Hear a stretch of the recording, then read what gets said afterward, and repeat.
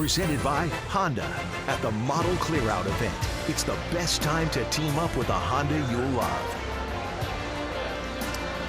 Welcome to Rogers Center, a very special pregame ceremony to honor the 92-93 World Series championship teams, the back-to-back World Series teams out beyond the WestJet flight deck. There are a lot of opportunities for fans to come and take a look at some of the great moments during that great run, and they had a terrific pregame ceremony that included 20 members of those teams. The coaching staff, Paul Beeston was involved, and a lot of great players, including my partner, Pat Talbot. You still got your uni on. You look good out there. So I didn't have time to change, Buck, and get ready, and I'm sweating from running up the stairs, but what a great time we had down there. It was an awesome time, I'm sure, for you, and I got a chance to see a lot of the players. But tell me about guys you saw and how quickly all those great memories came back to you. You know, you start seeing the guys, and it brings back the great memories of some of those teams that we played on, and then the stories start flowing, and you're talking about this guy. Well, he can't play left field, so you better pitch the ball away so they don't hit it to them, because he's probably going to make an error. And it was great to visit with the guys and talk about it. And one thing that I picked up being down there is they were successful baseball players, and then talking to them now over the last 25 seasons, very successful still in the game of life and what they've done off the field, into all kind of different investments and things like that. And they're still successful people. John Olerud, Pat Borders. I haven't seen John Olerud for a long time, but he looks like he could still play. But so many great players. Cito Gaston, of course, was the great manager of those two ball clubs. But one thing that stood out to me in knowing that team and watching those teams play, there were so many baseball players that were self-managed on that team. And they cared about themselves. You know, they thought about the team first, and they really literally cared about each other's, their personality, their families, and I think that's why that team has always been and always will remain very close. It was so good to see Dave Winfield. He actually just got to the ballpark when we were getting ready to be announced. He had got to spend about 10 or 15 minutes visiting with the guys down in the dugout, but it's great to see him, and he said he's going to come up and visit with us later on in the game. Yeah, Dave Winfield and Todd Stottlemyre will join us in the booth, and on those two teams, there were 5 Hall of Famers, and in '93 at the All-Star game in Baltimore, there were 7 All-Stars at that ball game representing the Blue Jays, but so many great players, so many great memories, and obviously a lot of this fan base today doesn't understand the impact, and they weren't that familiar with that team because it happened 25 years ago. Yeah, I was down on the field, and I was talking to Candy Maldonado, and each one of the players kept coming out, and I said, boy, Candy, we were really good. We had a lot of really good players. You had great starting pitching, you had great relief pitching, you could play defense, there were athletes, power, anything you needed or wanted for a baseball team, you had it with that team, and it's no surprise that the Blue Jays won as many games as they did. When you really think back to the rosters of those two teams, it was loaded with great players, but you look at the 5 Hall of Famers that played on those two teams, it was pretty impressive. Winfield, of course, in '92. He just spent 1 year here, but he had dramatic impact on that team in '92. Paul Molitor came in '93, and he did the same thing Winfield had done prior to that. And then Ricky Henderson, what a mid-season pickup Henderson was in '93. Alomar, obviously what Robbie did was he changed the team when he first came from San Diego as far as being a Hall of Fame type of career. And then Jack Morris, he brought swagger to this team, as we've heard so often from your teammates. And I'm so glad that they were able to, Pat Gillick could not be here, but they were honoring him. He was the guy who put that team together, and they did an interesting thing after winning in '92. They said, you know what, we need to change this team up. 14 different players started spring training in 1993. And then that team went on to win, but it was Gillick's idea that, you know what, to remain hungry, we're going to have to change the team over a little bit to stay hungry, and they did it again. Well, hopefully some of these players today playing in this game will get a little special feeling about watching a couple of classy baseball teams being honored today. Let's take a look at the lineup for the Rays. They beat the Blue Jays 7-0 in the opener. The Blue Jays were held to just 3 hits in that game. Blake Snell picked up the win. Here's the lineup for Kevin Cash's Rays as they are 2 games over 500. Joey Wendell is playing at second base. He was at third in last night's game. He's hitting nearly 400 over his last 12 games. 3 doubles, a home run, and 7 ribbies. And down in the 7th spot, how about Willie Adames, the 22-year-old shortstop. Against the Blue Jays this season, he's 6 for 13. Last night, he had his first 3-hit game of his career.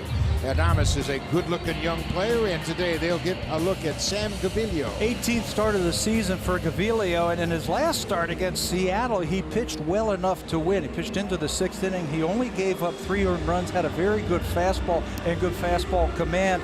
Ended up with 7 strikeouts, which is just one off of his season high. Got to get Sam some runs so he can get a W. It's been a long time since Gaviglio has won a game. You have to go all the way back to May the 25th.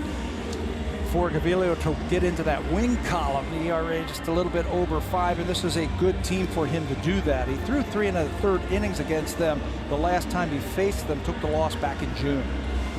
Take a look at the defense behind Gaviglio, and the Blue Jays have played reasonably well and certainly have played much better since the return of Kevin Pillar in center. We are going to be blessed this afternoon having 2 of the finest center fielders, I think, in all of baseball on the field today. Pillar will be out in center field today. He almost made a catch, another incredible catch a couple of nights ago, unafraid to use his body to go out there and make those catches.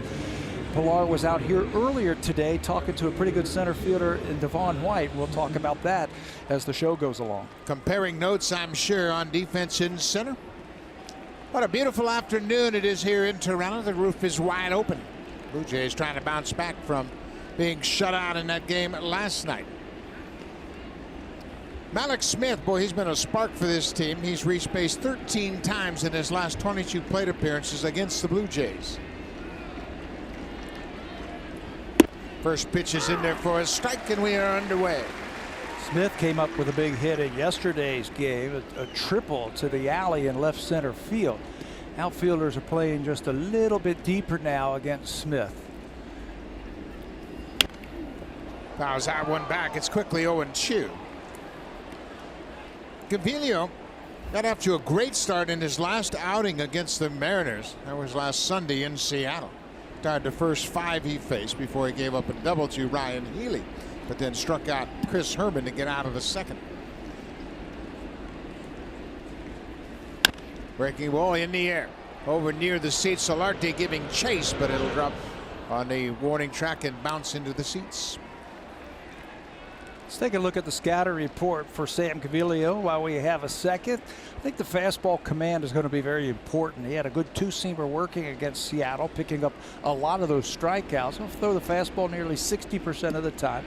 A little slider, and his changeup is more like a splitter. He'll split his index finger and his middle finger just to take a little something off of that pitch. Breaking ball downstairs for a ball.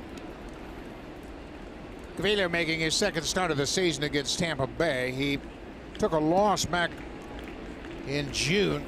Pitching at Tampa Bay was his first loss as a Blue Jay. Breaking ball over Gaviglio. This is going to be a tough play, and they can't make it. And now Smith's got a chance to go to second. He's headed for second, and he'll get there standing up.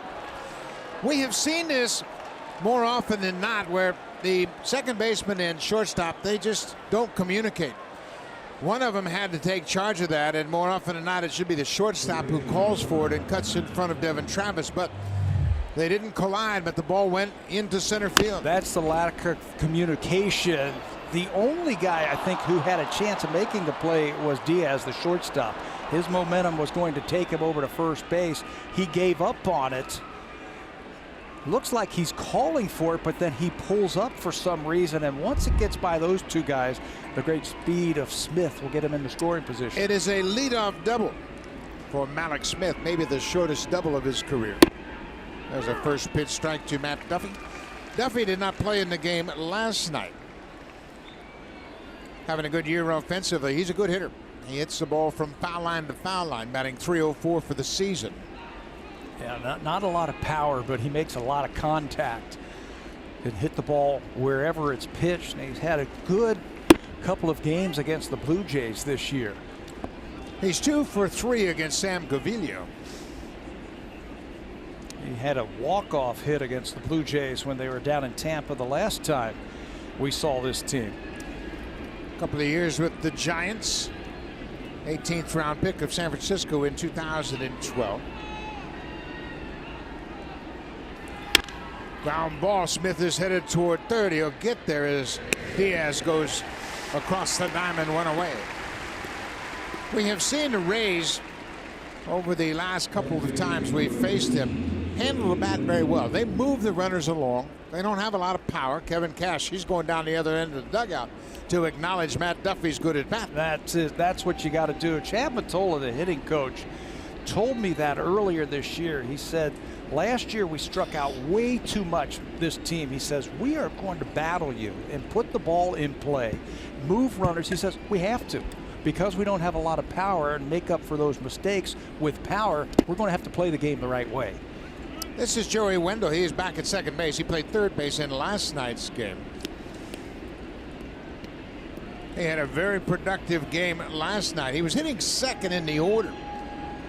He had a sac fly in the fifth, a 2-run double in the seventh. They got hit by a pitch in the ninth. He was on base twice. Competitive at bats. Blue Jays go play the infield back in the first inning.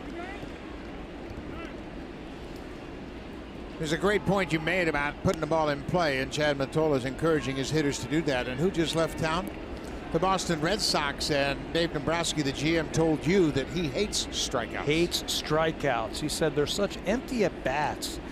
You get a guy at third base and less than 2 outs. A strikeout is the last thing you want. I want somebody to put that ball in play. You know what else it does? It gives the pitcher more confidence when he gets a strikeout. And it's a negative feeling for the batter. I mean, the last thing you want to do is walk back to the dugout after striking out. With RBIs. I mean, if you put the ball in play, two things could happen. They could either get a hit or they can make an error. There's a good pitch there, a little cutter on the inside part of the plate, or they're going to make the play. So there's three things that can happen, and two of them are good for the offensive team. Yeah, I think, you know, baseball is a copycat industry. There's no question about it. And we have seen that going back to Kansas City in '15 with the bullpens. And now everybody says, oh, yeah, you need a big bullpen. Well, for the last 4 years, we've seen that. I think everybody's going to copy the Red Sox. Wendell, he is proven to be a tough guy to strike out. He will put the bat on the ball as he did last night. Had a big sac fly in that fifth inning. He has his share of strikeouts this year, but he will battle. Just shorten things up a little bit if I can. Just try and make contact. Now, just a little ground ball in the middle of the diamond will score a run. 2-2. Pop this one up, and that's going to be out of play. But when you think about it in this era of all the analytics, everybody said, well, a strikeout's just another out. Well, no, it's not. Psychologically, there are a lot of things that happen. The hitters, they get depressed because they strike out and they walk back to the dugout. It's embarrassing to walk back to the dugout. Plus, it gives the pitcher more confidence. Hey, they can't touch me today. Yeah. What do you think that pitcher is thinking when he gets a strikeout in a big situation?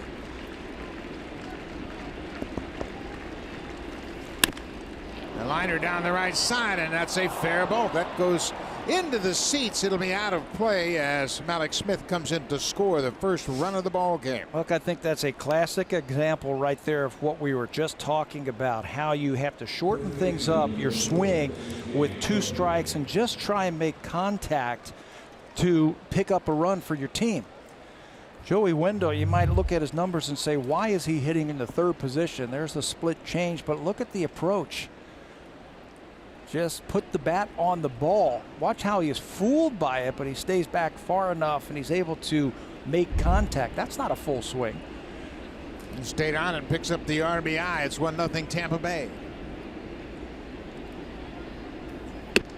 Now, don't you think Matt Duffy sitting on the dugout bench is feeling pretty good? He hit that ground ball to short to move Malik Smith over to third, put Joey Wendell in a good frame of mind. 1 out. This is C.J. Cron. Cron did not play in the game last night. He's back in there today. He's the big slugger on this team. This is the guy who has the holes in his swing that you could exploit if you have to. He's had 388 at bats. He's struck out 114 times, but he's given the power to the Rays that they need. 22 homers. 56 RBIs for the big right-handed hitter. He pulls that one foul. C.J. Cron was traded to Tampa Bay in February this season, right before spring training. He spent parts of 4 seasons with the Angels. Angels drafted him in the first round in 2011 out of the University of Utah. It just didn't work out for him there. As a #1 pick, they were looking for the power, and the production just wasn't there. Video with a good breaking ball. It's 2-2 now to C.J. Cron. How many times have you seen that where a player with one organization can't find the at-bats, the consistent at-bats that you need to? They trade him, they send him to another team, he gets the at-bats, and all of a sudden he produces. Happens all the time. Opportunity, different voices you hear from the coaching staff, and Cron strikes out once again. 115th strikeout of the season for C.J. Cron, second out of the inning. Pretty good slider. He had 7 strikeouts in his last start. This is strikeout #1 this afternoon for Sam Gaviglio, down and away to Cron. That's what I mean about exploiting some holes in his swing. He's susceptible to that breaking ball away. Ji-Man Choi, he was the cleanup hitter in last night's game. He drops down into the 5th spot this afternoon. And all sorts of problems with Marco Estrada's changeup early in the game. He struck out in the 2nd, struck out in the 4th. But then Estrada tried to sneak a fastball by, missed his spot, and Choi hit a leadoff home run in the 6th. Isn't that how it is? Making the adjustments at the plate and say, I'm going to hit the first fastball I see because I know I can't hit that changeup. Yeah, hitting coaches will tell you, why are you looking for that changeup? You can't hit it. Just let it go.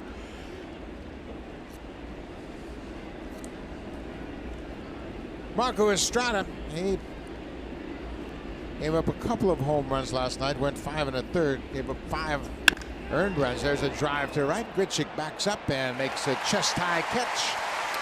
The inning is over, but Tampa Bay takes advantage of a ball that sneaks through the infield. Malik Smith scores on the RBI double by Joey Wendell. Ryan Stanek takes the hill. He's the opener.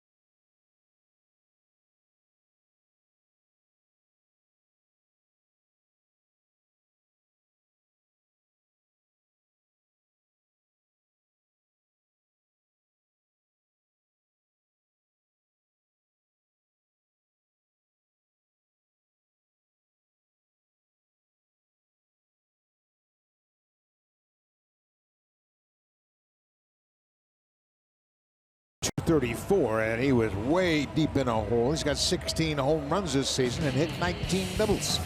He's turning things around. Let's take a look at the lineup for John Gibbons. The Blue Jays trying to avoid falling 12 games under 500. Randall Grichuk, top of the order his last 9 games, and he's been very good. 14 hits and 41 at-bats. And then Russ Martin, he too has been swinging the bat well of late. Over his last 6 games, he's 7 for 19 with 3 extra base hits. Hopefully they can figure out Ryan Stanek, who is a hard-throwing righty. Yes, very hard-throwing righty. Note the games, 37 games, but a 1-3 record. They're doing something very interesting in Tampa, using relievers to start games or open games. He looks like he's going to be a closer at some point. Big fastball, big breaking ball. He has had 18 starts this year and just 1-3. He just doesn't stick around long enough to get the decisions. The most he's thrown in a game this year is 2 innings. There's a hard slider. He's quickly ahead 0-2. Randall is just 0 for 1 against Stanek.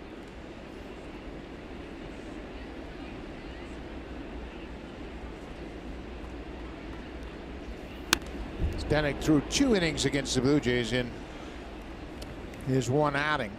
He struck out 3, didn't give up a hit, didn't walk about it. You know what? I don't agree with opener, and I understand the need for it with Tampa Bay having so many injuries to their starters. But I think this is a good thing with Stanek. He is going to be a closer. I mean, yes. He's got closer written all over his back.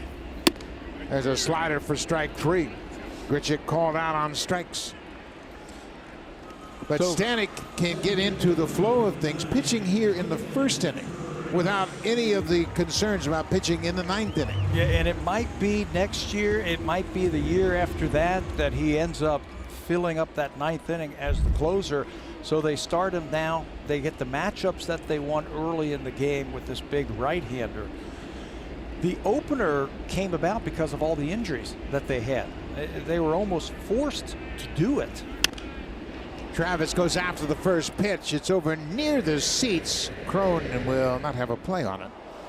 So the matchups that they want, they say, okay, we got a right-handed lineup, 3 righties coming up. Let's start a right-hander to open the game. And let's see how far he can get through. Maybe he throws an inning, maybe he throws 2.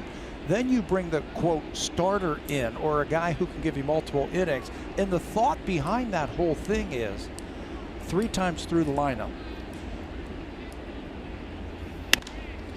Popped up on the infield.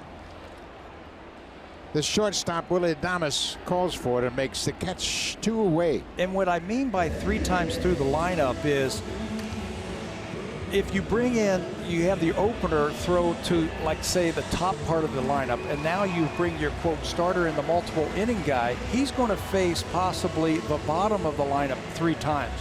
What they want to avoid is that starting pitcher pitching against the better hitters, the top of the lineup 3 times. The numbers suggest 3rd time through the lineup, the pitchers, they know them. They've already tried to trick them. They've tried to do different things.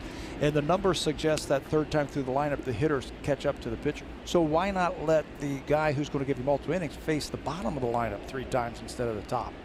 It's an interesting concept. Tustin Smoke. He pops this one up. This is playable. 3rd baseman Matt Duffy in fair territory. 8 pitches for Ryan Stanek. 7 of those were strikes.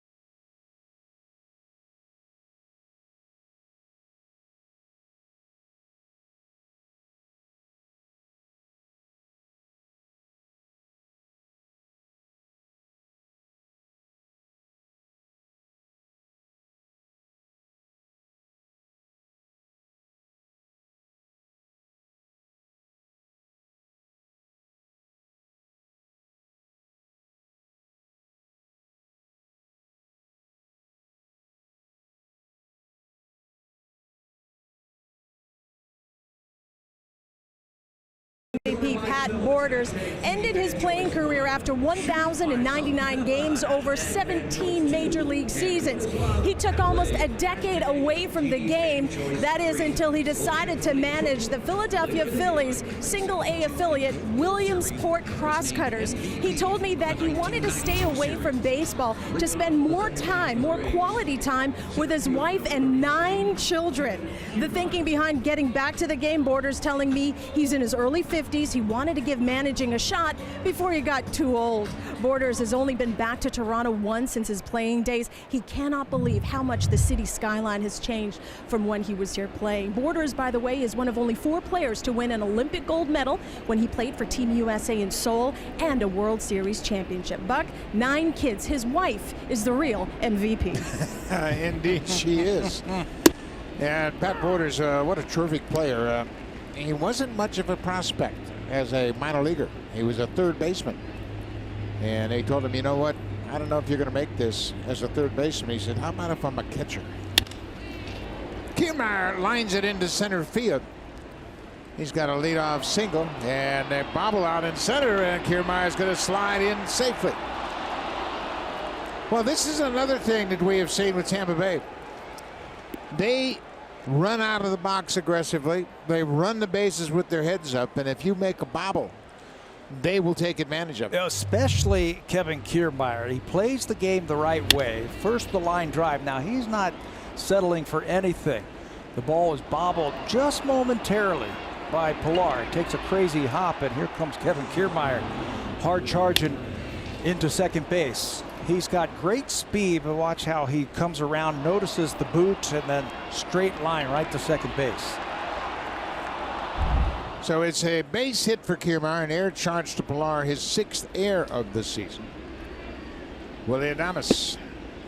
Let's watch Adames in this at bat and see if he took anything out of the Matt Duffy at bat in the first inning. Duffy hit a ground ball to the shortstop with Malix Smith at second, and advanced Smith from second to third. You know, the only play where Kiermaier's not going to be able to advance, I think, is a ground ball right at the third baseman or right at the pitcher. That's the only one. Big swing from Adames. We mentioned Willie Adames had a big night last night. 2 doubles, a single. He was 3 for 3 with a walk, and he scored 3 runs. Got a 4-game hit streak with impressive numbers. Also picked up a stolen base in the game. Even a ground ball to third baseman where Solarte has to go to his left, Kiermaier's going to be able to advance. There goes Kiermaier. He's on the move. Martin's throw. Not in time. It's an up-tempo offense. They don't have a lot of power, so they've got to use their speed and their instincts. You know, I thought the Blue Jays did a good job of keeping the second baseman, Devin Travis, close to the bag so Kiermaier doesn't take off. But maybe a tip-off is where he was set up around second base. He was in the baseline. There's the play. He is safe at third base, and he never gets disengaged from the bag. A lot of times runners will take their lead behind the baseline. Kiermaier was in the baseline. It's a good pickup. They'll be behind the baseline when they're thinking about scoring on a base hit. Adames fouls this one off his foot. Just trying to get a good turn at third base, but Kiermaier, the first couple of pitches, took his lead like he was at first base, right in the baseline. So you had to figure something was up. There's Kiermaier right in the baseline.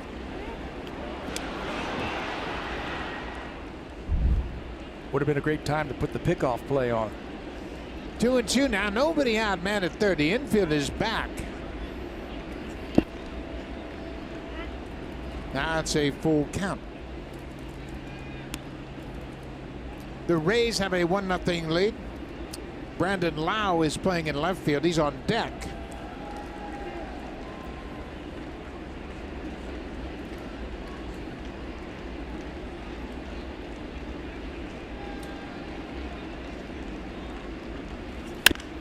Ground ball. That's going to score a run.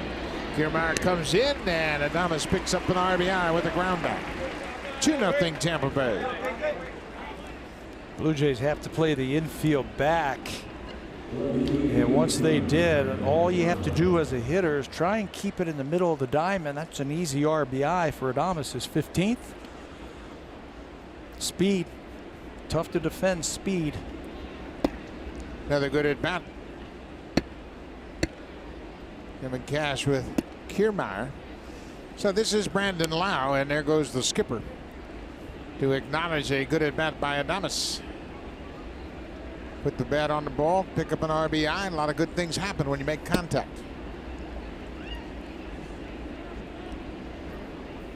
This is Brandon Lau. It is spelled low. It is pronounced Lau. He is looking for his first hit. He's 0 for 14 since his call-up.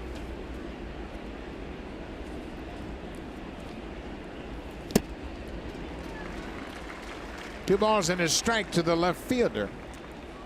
He's got the same type of approach as Joey Wendell. Hit for some power, you were saying yesterday down in the minor leagues, but he's got a good approach. 22 home runs in the minor leagues this season, and it all came together for him with the power. The Blue Jays have a player in the minor leagues that experienced the same kind of uptick with the long ball. Kevin Biggio at Double-A. 2-2. Breaking ball, pulled foul. I'll say he's picked up some home runs this year, a little bit different than last year. Now the Blue Jays have really had some of their younger players step it up this season. And before you know it, they'll be knocking on the door here in Toronto. Off speed inside, another full count. You see him try to take one for the team there. Took his knee out a little bit. Like he was going to try and get on base. Cut on and missed. Laos strikes out. Second strikeout for Gaviglio. Both of them coming on breaking balls.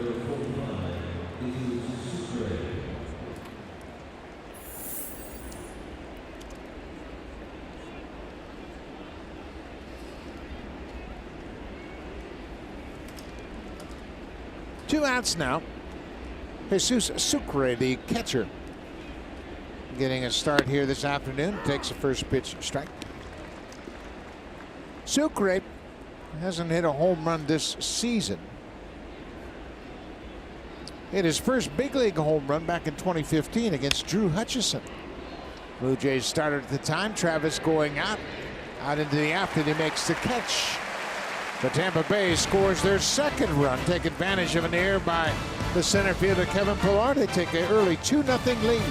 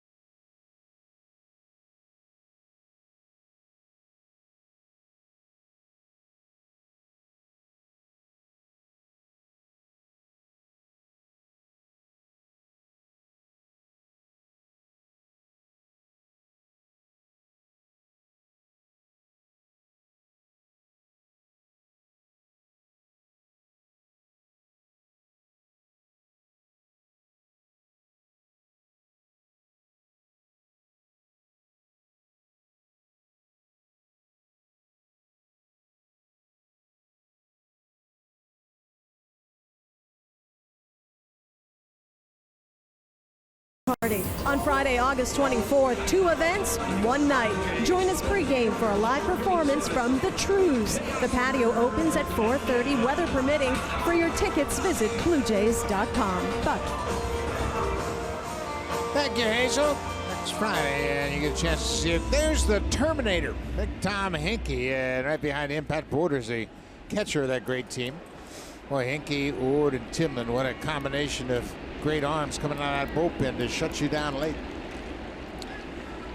And loved doing it. He had a great time doing it. Retired in 1995. Fly ball to center field. Kiermaier's on the run, at the track, at the wall, jumps. He can't make the catch. Hernandez will get the second with a leadoff double.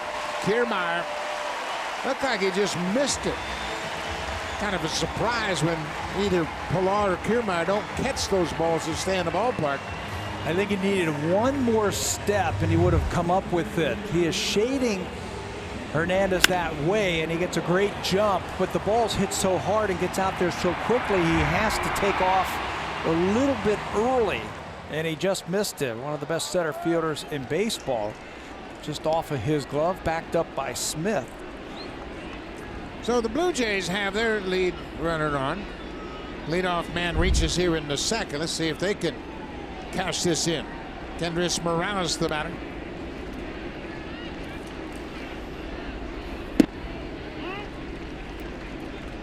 Morales was 0 for 2 last night. Blue Jays managed just 3 hits. Fewest hits in a game since June 5th when they were held to 3 hits by the Yankees. They were also shut out for the 7th time this season. Had their home run streak stopped. Breaking ball. Called the ball. It's 2-0. Kiermaier upset he didn't make that catch. But with he and Pilar, when they miss a ball in the outfield, I think everybody's surprised. He was all ready to make that circus catch. I've seen him do it too many times. Breaking ball in the dirt. Ryan Stanek has only thrown 12 pitches, so despite the fact that he's the opener, nobody is loosening up in the bullpen. There's another benefit, I think, and I'm not a big supporter of the opener by any means, but I think what it does is it shows the rest of the starters, hey, you know what? You don't have to throw all your pitches early in the game. Throw your fastball. Throw some strikes. And he did that in the first inning. What did he throw? 7 pitches in the first inning? And it was just another reminder. Hitting's hard. I think sometimes pitchers have too much information. They look at video and see hitters hitting all their pitches, and they say, wow, I got to make perfect pitches. No, you don't. It helps to throw 98 like Stanek does. But I'm with you. I agree with you. You don't have to show them everything. Hitting, the job of hitting the ball squarely is hard.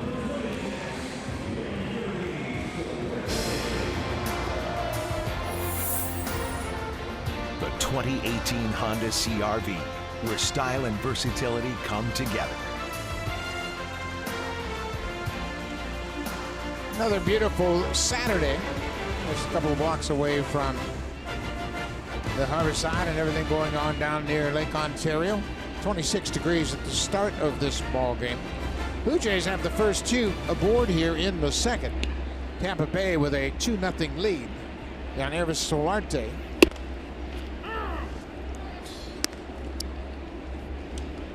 Solarte takes the first pitch strike. Solarte did not play in the game last night. Just a normal day off for him. He's played a lot. There's another fastball. Fouled out of play. And yeah, I'll agree with you. He throws hard. He throws 97. His fastball appears to be straight. I think he profiles perfectly as a closer. But when he's young in his career, let him play this role for a while. He knows he's not going to throw 5 or 6 innings, so throw as many strikes as you can, get as deep as you can. Air it out for an inning, maybe 2. Now, for the manager, that looked like a splitter down in the dirt. For the manager, now he only has to manage 7 innings. And he can set up the rest of his pitching staff to go along with the rest of the game, and then maybe have a guy at the end to finish it off. Yeah, and I just think that Kevin Cash is going to utilize Stanek in this role to get his feet on the ground in the big leagues. And then he's going to put him right in the pen. He's going to be the closer. But he himself, Stanek, has to recognize that you've got to throw strikes. I don't care how hard you throw. You see him gripping that splitter. He'll set that in his glove, and then when he decides to throw a fastball or a slider, he'll make the change. Yeah, a little bit easier to change. He did start some games while he was in the minor leagues the last few years. He's a former first-round draft pick. But he made some starts in the minor leagues, but he looks like a bullpen guy for me. Remember when we first saw Jabba Chamberlain? And he came out of the bullpen spitting and snorting and just dominated everybody, and then said, hey, why don't we try to see if we can't be a starter? That didn't work. Big mistake. He never recaptured the form he had when he first came up with the Yankees. 2-2. Off speed pitch, and Solarte's out in front. See the bullpen starting to stir for Tampa Bay. Stanek's now up to 20 pitches. But as big as he is, as strong as he is, and as hard as he throws, I wouldn't be too concerned about the pitch count. No, and they're not. They're going to look at matchups now and where he fits in.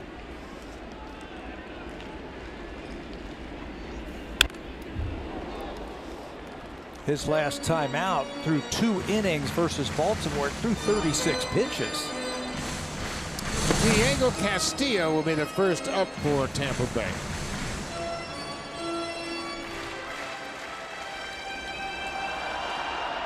Castillo is just 24 years old. This is his first year. Amateur sign of the Rays in 2014, so he's starting to crank it up.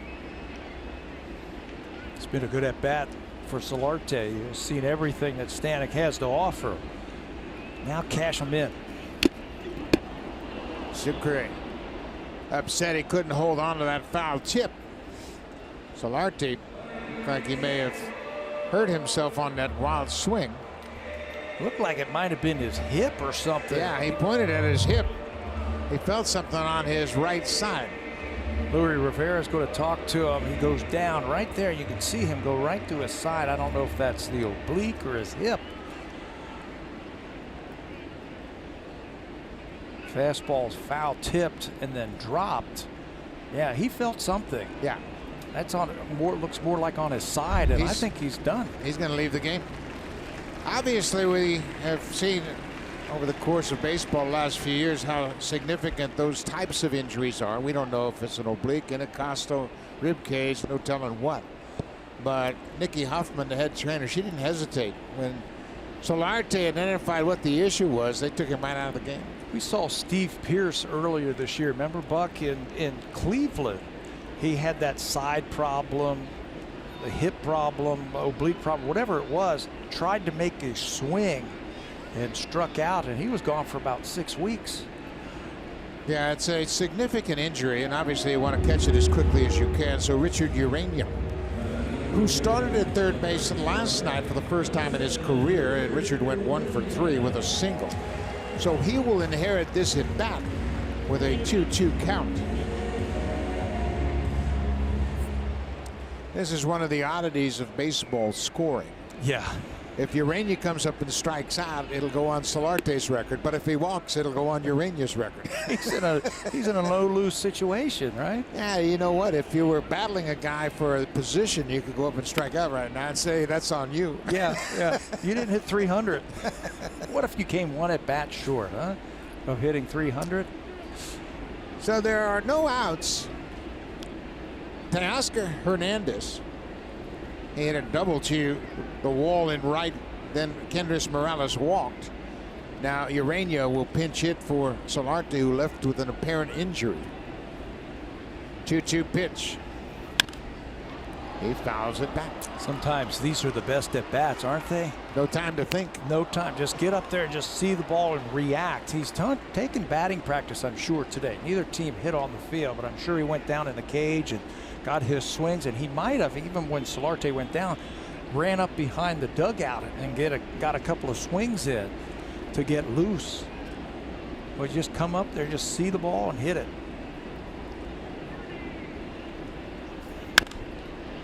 That's popped up over near the Blue Jays dugout. Matt Duffy, the third baseman, will lean over the railing but can't make the play.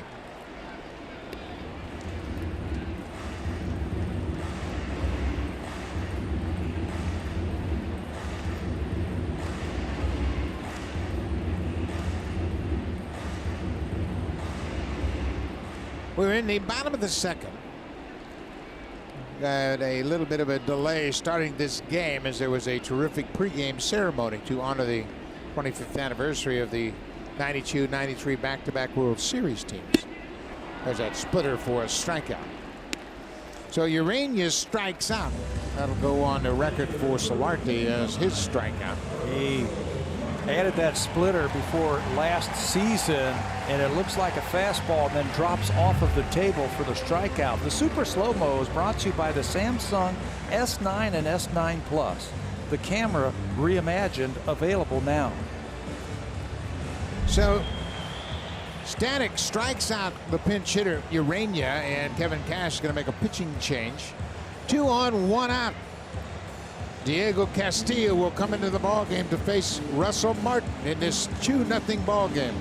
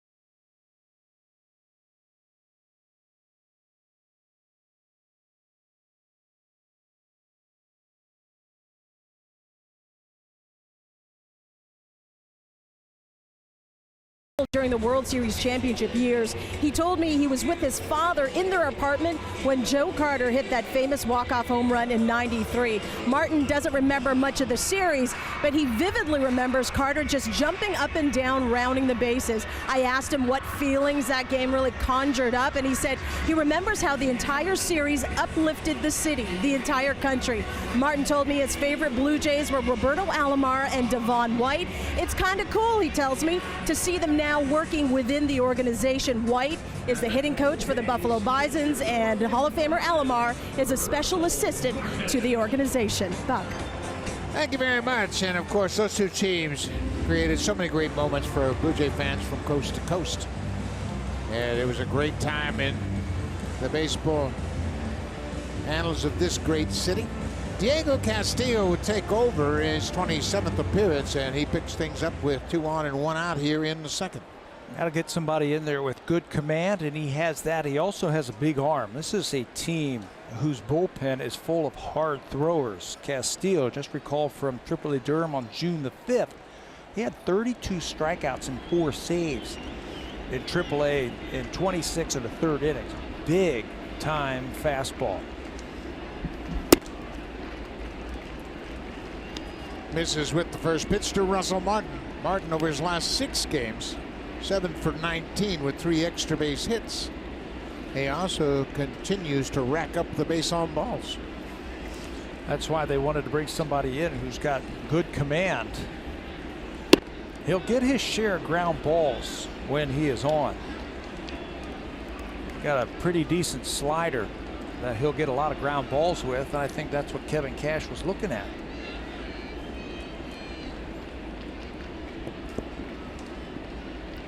Blue Jays trail 2-0. Ouch. That ball got away from Castillo, and that'll load the bases. So Kevin Cash wanted somebody with a little better command, and so far Castillo, he's not the guy. He hits Russell Martin and puts Russell at first. The bases are loaded. Two-seamer gets away from him, and it just clips Russell on the forearm. It's going to bring the pitching coach out to talk to his young right-hander. Kyle Snyder in his first year as the big league pitching coach. Just trying to coax him back into the strike zone. Now, for me, this sets up perfectly for Ledmus Diaz. Oh. I know what you're thinking. He's a fastball hitter, a fastball pitcher. You just hit the guy.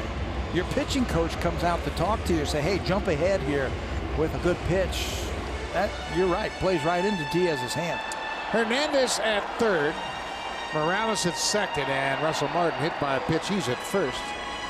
Diego Castillo into the game in relief of Ryan Stanek, the starter. Kevin Cash and the Rays have a 2-0 lead, but it could evaporate in a hurry. Ledmus Diaz. First pitch is a breaking ball, and that's a pretty good pitch. So now the percentages go up that Diaz is going to get a fastball. and you know he is waiting for it. Just got to time it up. Try to hit it out in front. Came back with a slider. Ball and a strike. See the three defenders on the left side of the infield. C.J. Cron way off of first base. Diaz has hit some balls to the opposite field, and he's hit them hard. Another breaking ball. Pretty obvious what the message was from Kyle Snyder, the pitching coach. Don't, hey, this, don't throw him a fastball. Yeah, this guy likes fastballs.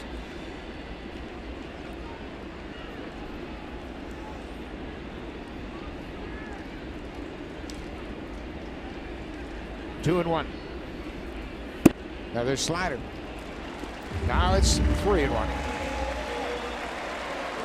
Do you sell out if you're Diaz and look for that fastball? He hasn't thrown him one yet. He has to throw him one, doesn't he? You would think, but the base is loaded. He's thrown 4 and he's missed with 3. I'm changing my thought pattern if I'm Aledmys Diaz and I'm looking fastball.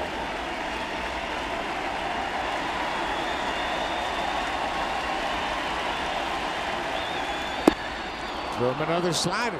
Wow. 5 in a row. Kevin Pillar waits on deck if Diaz can stay out of a double play. I like how he stepped out there, Diaz, and said, okay, wait a minute now. I got to make an adjustment.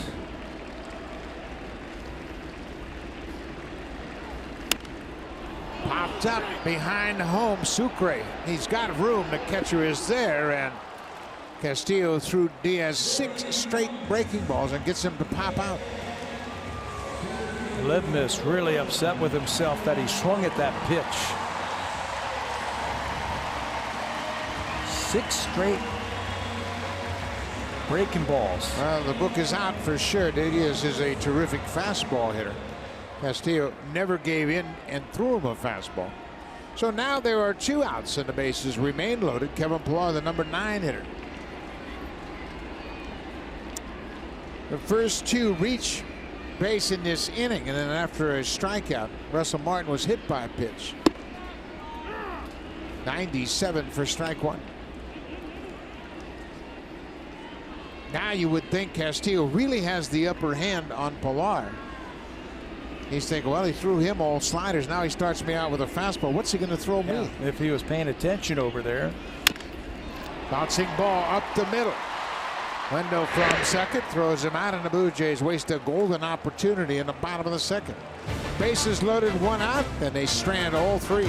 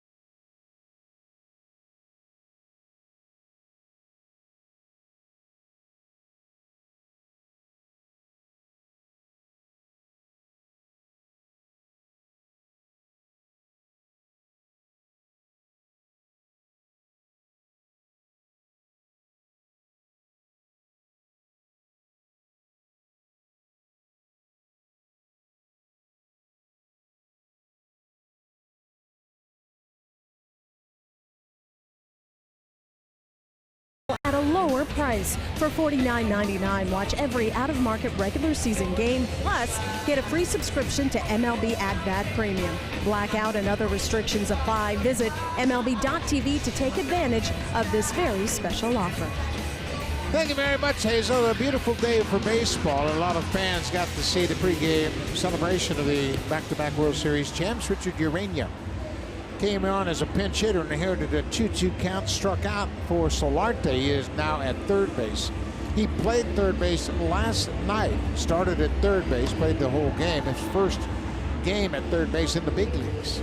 Yeah, first one since 2014 when he was an A-ball in Vancouver. He now has a speed guy at the plate, and Malik Smith. Malik Smith bounced the ball over the mound, over Gaviglio's head, and it bounced between Diaz and Travis, went for a double. Smith has really taken to the regular playing time. He's hit .402 since the start of July. 7 doubles, 5 triples, and 11 RBIs during this hot streak. Got his average up to .302. And you know what he said? He said, to put it as simply as possible, I'm swinging at pitches I like and not at the pitches I don't. So he's basically understanding what a strike is a strike, and when it is, he's swinging it and coming up with a good on-base percentage. It's a fly ball, not deep at all. Oscar Hernandez waits and makes the catch, one away. Boy, isn't that the beauty of hitting? Keep it as simple as possible. Pete Rose always said it. The most important thing in hitting, get a good pitch to hit. Good pitch to hit. And that's basically what Malik Smith is going through right now. He's getting a good pitch to hit, and he's very confident, and he's coming through for this team. Mentioned the Blue Jays were shut out 7-0 last night. They have the most losses against Major League starting left-handed pitchers, the most losses in the majors. 29 losses against lefty starters. And Blake Snell beat him last night. He wasn't your ordinary left-handed starter last night for 5 innings. Blake Snell would have beat the 27 Yankees last night. His 7th start of 5 or more innings, no earned runs allowed. 7 times he's done that. There's another strike. The significance of those 7 starts, that ties him with Justin Verlander and Corey Kluber for the most such starts this season. And he's only made 22 starts. Good breaking ball for Gaviglio. Another strikeout.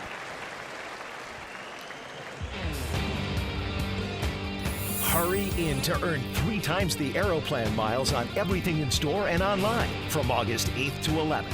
Only at Home Hardware. Here's how.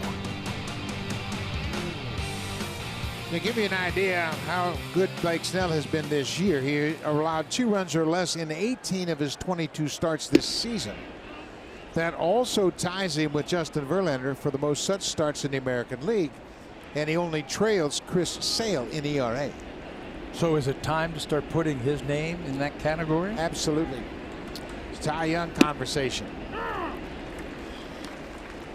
He's really good. He's as good as I've seen a left-hander. Last night was as good as I've seen a left-hander for a long time. We've watched him for a couple of years, and he hadn't been able to put it all together, throwing a lot of pitches, but last night he had it all working. And he's been working, having it working all season long. He threw just 47 pitches, and he had a perfect 5 innings and struck out 6. He had an unhittable curveball.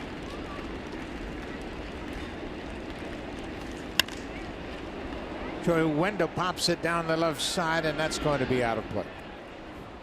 But you know what? You and I, we love baseball. We like baseball players. We like good baseball players. And when you see a performance like that, boy, you got to tip your cap to a young guy that's really starting to feel like he belongs, and he now has kind of figured out how to take the next step in his young career. I'm sure the Blue Jay hitters will not agree with me, but I wish I could have seen if he could have pulled it off. He had that kind of stuff, no-hitter type of stuff, but because he was coming off an injury, just his 2nd start since coming off the DL, they wanted to limit his pitch count. 2-2. Bounced into there. Now it's a full count. C.J. Cron is on deck. He struck out in the first inning. Joey Wendell had a terrific at bat against Gaviglio in the first. He had a 2-strike breaking ball and kept it fair down the right field line for an RBI double.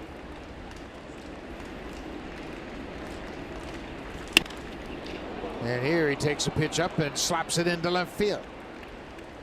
They weren't going to throw him another breaking ball on a 3-2 pitch, so they threw him a fastball, but elevated a bit too much. Remember his first hit, an off-speed pitch that he was able to pull down the right field line? Now they're going to try and two-seam him down and away. Gets underneath it just a little bit, does Gaviglio, and it stays up. But Wendell, good 2-strike approach again. Hit it where it's pitched. He's able to stay on top of that high fastball and line it to left field. Wendell can run a bit. He's got 8 stolen bases. It looks like he wants to run here. Gaviglio almost threw it away. He has a huge lead over there at first base. You know, as a catcher, I used to watch and look at the tension of the players' legs. They tighten up. You start to see him flex, get loaded up, ready to make a break towards second. Sometimes they'll chip it off.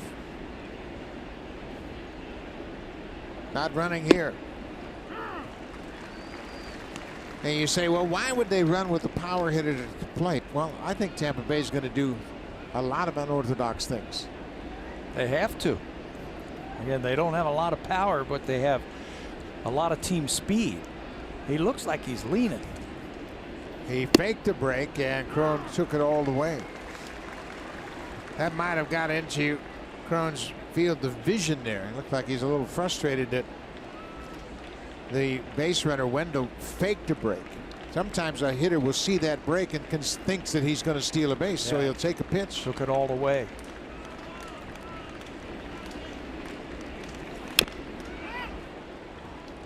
For me, that's what it looked like with C.J. Cron. He said, I saw him break, and I thought, okay, he's going to steal it, so I'll let him get into scoring position, and then he doesn't run.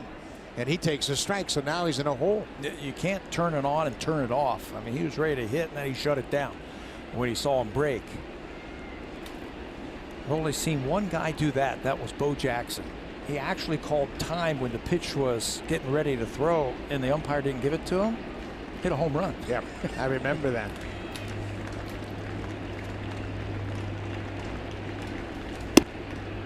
One ball, 2 strikes to the first baseman, C.J. Cron.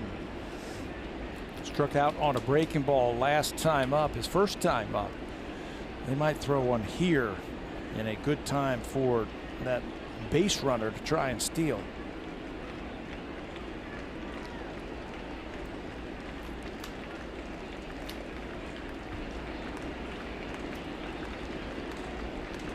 There he goes. Cut on and miss. Cron strikes up. That'll end the inning. Cron has struck out twice. Gaviglio has 4 in the books, but the Blue Jays still trail 2-0.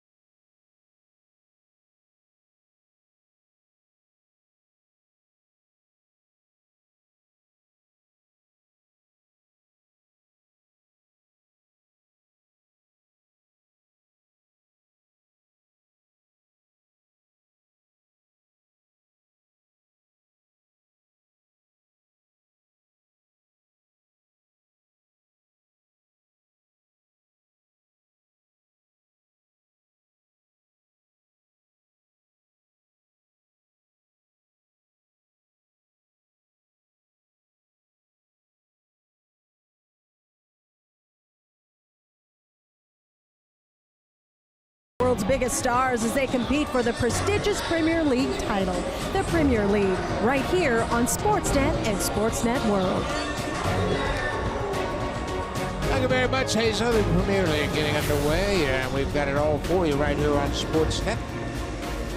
And it is another beautiful early evening here in Toronto. Blue Jays trail 2-0. They have just one hit. Randall Grichuk, the leadoff man, will start things off. Oscar Hernandez has the only Blue Jay hit. It was a leadoff double in the second. He was stranded.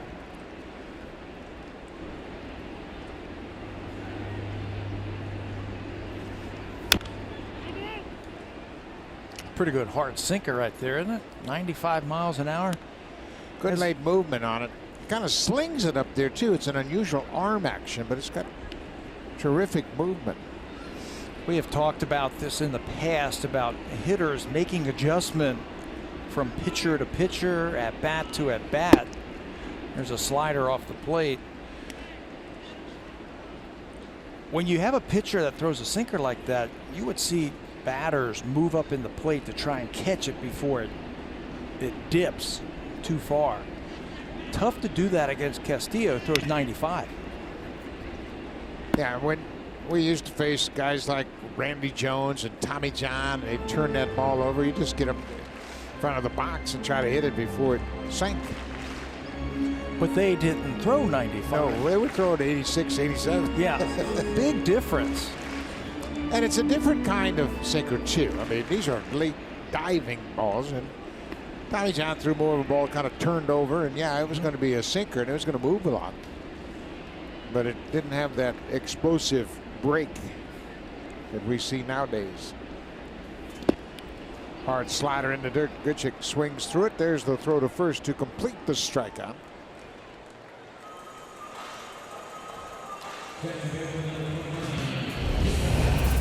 Super Slow-Mo Cam. Brought to you by Samsung Galaxy S9 and S9 Plus. The camera reimagined. Available now. One away for Devin Travis. He popped out to shortstop. His only time up.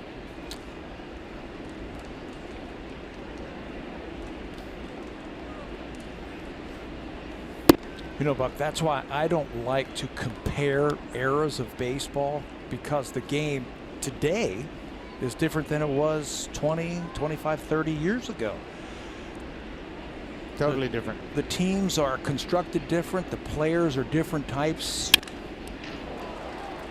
Bouncing ball up the middle, but they had him played up the middle, and they throw him out. Devin grounds out. I agree with you 100%. Well, first of all, expansion. They've added so many more teams now, and the pool of talent is much thinner. Players are spread out all over the place, so it's hard to really have a concentrated talent pool. It's a different game in sense. I mean, look at what we're watching today with the openers and then the usage of the bullpen and how they do it. We might have somebody like a Randall Grichuk or Devin Travis or Justin Smoke face 4 different pitchers today. There's a lot of speed coming out of the bullpen. They're fantastic athletes all over the field, so it's tough to get a hit. So when we played, you know, on this type of weekend, 30 years before, you know, the 92-93 team, the game was different than it is just like it's 25 years from then. So the point is, as players, you adapt to the situation you're in. Yeah, and it's a different game, and you have to make adjustments, and you have to hit it into the shift, and you have to do all those things. So you can make adjustments. We have seen it over the history of the game. Now, the super great ones would be great in any era they play in. Willie Mays, if he was playing today, would be a great player. Mookie Betts could have played in the 30s. Yes. Yeah. There's all the attributes that you need to play. I don't care when you play baseball. We have 2 outs here. We're in the bottom of the 3rd. We want to remind you that Todd Stottlemyre will join us in the top of the 4th inning. And don't go away, folks. He's very entertaining, and he was a big part of those teams in 92 and 93. And he is a motivational speaker. And you were part of some of those clubhouse meetings. I'm sure Todd was front and center there, but he wasn't quite as focused as he is now. Hey, I'll tell you what, a lot of fun. And getting he and Rance Mullenix and Pat Borders together. Put on your smiles because you're going to be laughing a long time. 2 balls and 2 strikes.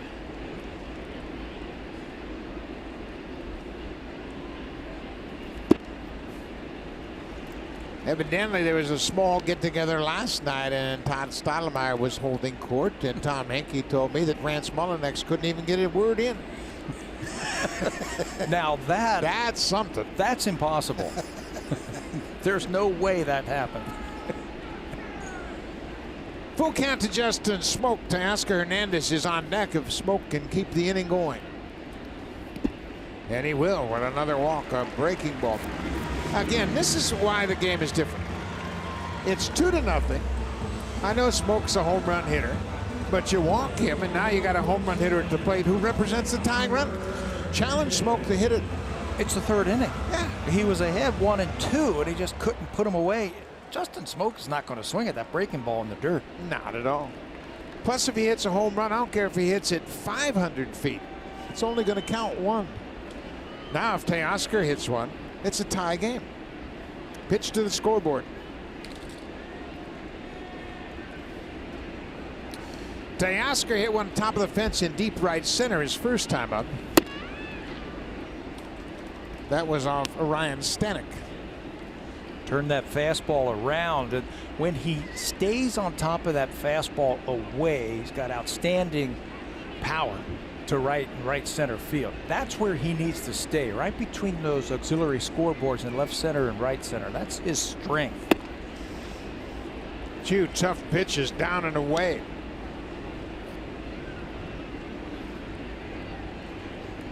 You could be guessing. You could look for it. They can tell you it's coming. And if you make pitches like that all day long, it's going to be a tough day for the hitters. Yeah, you're going to be ahead 0-2 if you're the pitcher.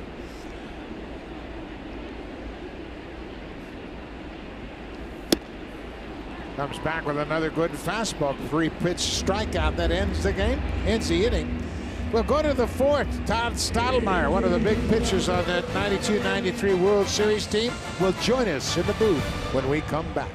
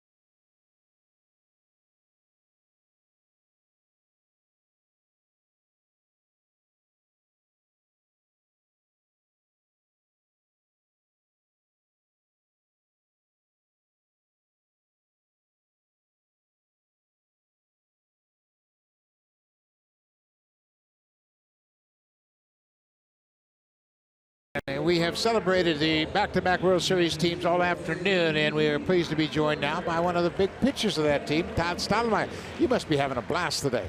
I am having a blast. It's like, you know, the old family coming back together, and something special about, you know, hanging out with Pat Tabler and teammates and everyone. You know, you go through the wars together, you become family, and the whole reunion, the stories, and the guys coming back together, it's been a blast. You guys grew up together. A lot of you came through the minor leagues together. How important was that to the chemistry of those teams? Well, I think that's, you know, when you look back on the organization, and I think, you know, I was just talking to Paul Beeson, names like Bobby Maddock, being out on that field and going through the drills and coming up through the minor leagues, and then when we got here, there was so much appreciation for putting that major league uniform on and just going through the system. It was incredible. And then once again, as the year would go on, as the season, they would bring in guys like Pat Tabler, right? And that makes the championship club. Stott, you were an intense competitor. Okay, that's wow, that's an understatement. That's an understatement. But there's some fans who might not know. But an intense competitor. Where did that come from? Well, you know, I'll never forget. I was playing American Legion baseball, and game was over. My father's walking out with us, and my dad said, "Hey, man, you having fun out there?" And I said, "Yeah." And he says, "Well, it didn't look like it." And I was like, wow. And I thought to myself, and he was talking about having fun and playing the game all out. And I was just like, you know, I never wanted to put a uniform on, and I never wanted to play a game where my father would question my effort or whether I was having fun. And you know, I grew up in a very competitive family, and I got a chance, you know, to grow up around Yankee Stadium, to hang out with people like Mickey Mantle and Thurman Munson, Bobby Mercer, Yogi Berra being my father's first manager. We become great friends. And so I got to grow up around legends and appreciation. And I always say that the name on the front of the uniform is always bigger than the name on the back. And I tried to play that way all the time. So you were telling me the story about being aggressive and being intense, and that almost backfired on you. Tell the people about that, where Gene Tennis had to come out and kind of tone you down a little. Yeah, bit. matter of fact, Gene was, you know, he was running the club at the time, and he comes out of the first time he'd ever done a mound visit, and I'd given up 4 runs, and you can only imagine, you know, I was losing my mind, and you know, and instead of focusing on the next pitch or the next hitter, I was focusing on what had already happened, something I couldn't control. And Gene Tennis, he comes out there and he says, "Listen, it's over. There's nothing you're going to be able to do about that.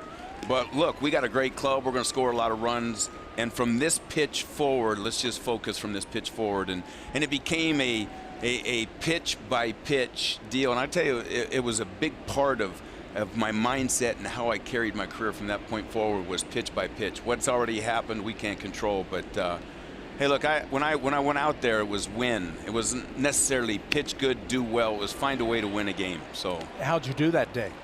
We ended up, I actually ended up, I don't know if I pitched 8 innings, 9 innings, but I think I ended up winning 6-5. And that was like winning 1-0, you know, so it was a lot of fun. You won 1-0 from that point forward. Yeah, you know, I didn't, hey, look, I didn't, if the other team, if I gave up 7, we just had to get 8. That's the way I figured it out.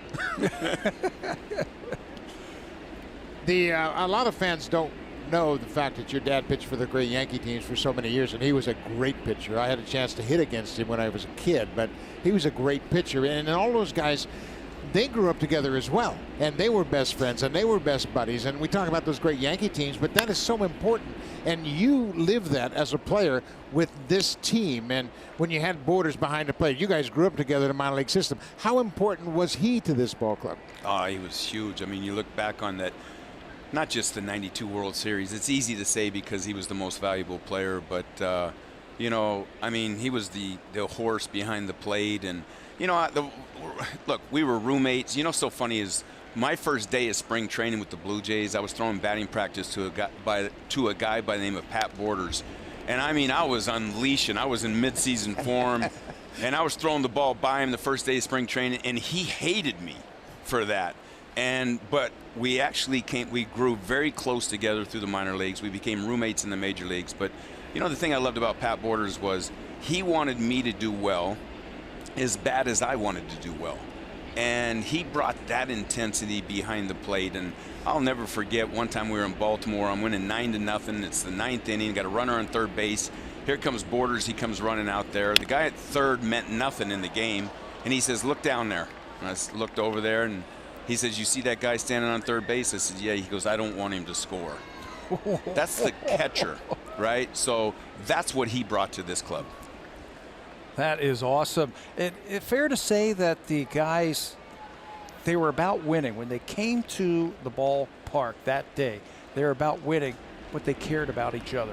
This is a very tight-knit team. They really did, you know, and I don't remember which one of the guys said it, whether it was Devon White or Alomar or Carter. One of the guys said that, you know, we won together, we lost together, you know, we fought together. And it was whatever it took, you know.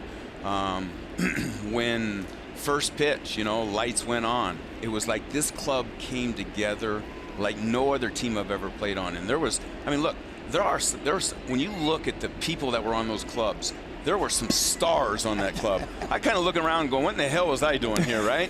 But at the end of the day, it's like there's some stars. But I'm going to tell you something. All of those stars put their ego aside at 7:05, and we became one, and it was a mission, man, and it was so much fun. How did you guys go about policing yourselves when somebody kind of stepped out of line? Who would be the policeman in that clubhouse among the players? Oh boy, there's a lot of policemen, and that was what's great, and it was check your ego at the door, and we were one, and then we bring in a guy by the name of Dave Winfield, and I remember when Winfield walked in, and when it was game time. There wasn't anybody in that locker room. Everybody was on that bench, and a guy by the name of Dave Winfield says, "Look, if we're going to play, everyone's out of the locker room. Let's get on the bench." And once again, it's like, we won together, we lost together, we laughed, we cried, we fought, we scratched. We did it together as a family. We had a pretty good team as that ball is lifted to right field. Richik has a beat on it for the first out. We had a pretty good team in 1991. Tell everybody the difference between the 91 team and the 92 team when Jack Morris came to this team. Well, massive competitor, right? And 91, I would tell you that, we beat up on the Twins all year long, and then we went in and played in the playoffs, and they didn't treat us very nice. And here's what I would tell you is no one was happy on that club to make the playoffs. And because we had a bigger vision than just making the playoffs. And I truly believe that guys went home mad and upset. Not that they looked back and said it was a great year, we made the playoffs. I think everyone left with a bitter taste. And I remember coming to spring training in 92. It was kind of like the mindset of, it's not about getting to the playoffs, it's about winning the whole thing. And Jack coming over and after what he had done, right? And to bring the intensity he brought, and Jack was the guy that on his day as the starting pitcher, it was like, hey, he was going to turn the lights out when he was done. And he brought that mentality to everyone. Like, look, we're playing 9 innings today, all of us. Let's go get them. Didn't Jack have a pitch count? No. I had to ask you. Somewhere around 200. When he got done, he was done. Yeah, right? that's it. Turn the lights out. Another guy that had a lot to do with your success was that guy in center field. I mean, if you had some pitching staff, there couldn't have been many people that you rooted for so often as Devon White, who was patrolling center for you. Unbelievable. It's all you had to do is keep it in the ballpark with this team.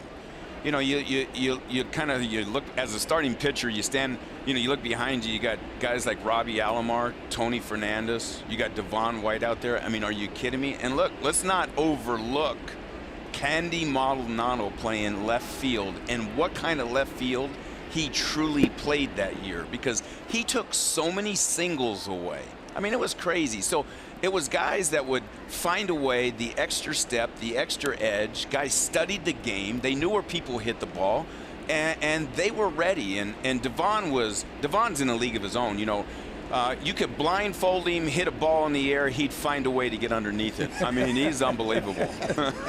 Some gold all over the place. And then the next year you get Ricky Henderson to play left field. Crazy, isn't it? Are you kidding me? I mean, it's like Ricky Henderson, Devon White, Joe Carter. You start laughing. I was like, come on, man, this is a joke, But, I got to tell you, I'm so humbled, so honored. It's so fun for me to say I was a part of this team. When you think about it, Cito Gaston was a terrific manager, did a great job. But I think Cito would say this, and he has in the past. He said, you kind of let you guys go about your business. I mean, there weren't too many times where he had to say, hey, fellas, we're not doing the right thing, because there were so many great ball players that took care of business themselves.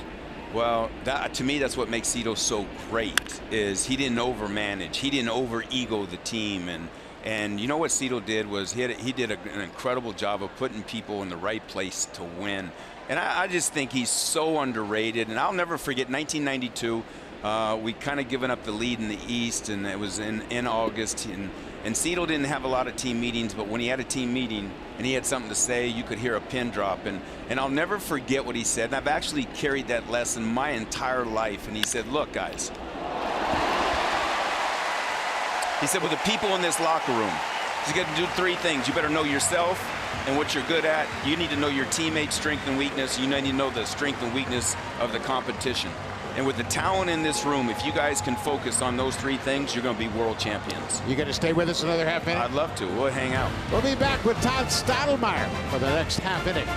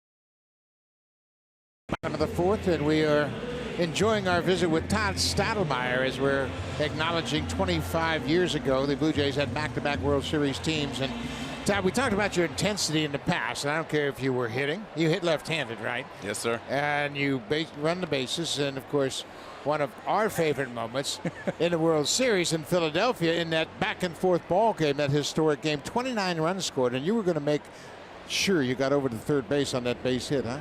Yeah. That's all you got. That's it. You know what's so funny is, you know, we went over the reports and everything. You know, you go over the reports, who's got good arm strength, this and that. And they were talking about Dykstra. Oh, Lord. Base hit to center. Watch this now. Okay, the intensity. Oh. There he goes. Oh, you shouldn't have looked. Look at that. I'm sure I was safe. Replay would have said you were safe. Oh, definitely. Did you see that right there?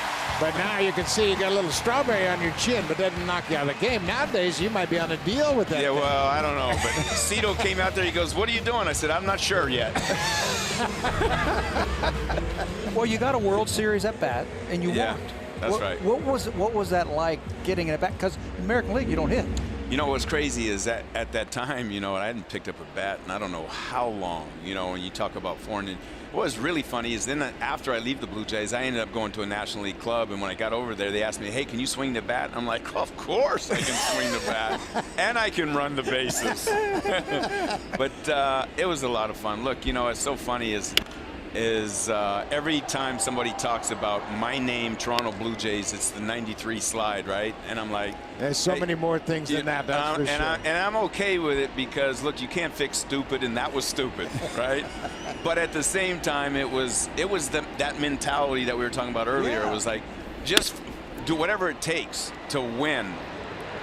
There's a double play, 6-4, 3 double play, 2 outs, and that's, we didn't show it to embarrass you. Obviously, we showed it to prove who you were, and that's who you were your whole life. Absolutely. You know, I'm not even embarrassed by it. You know, I mean, look, we know if you baseball, you never make the third out at third base, especially if you're the starting pitcher, right?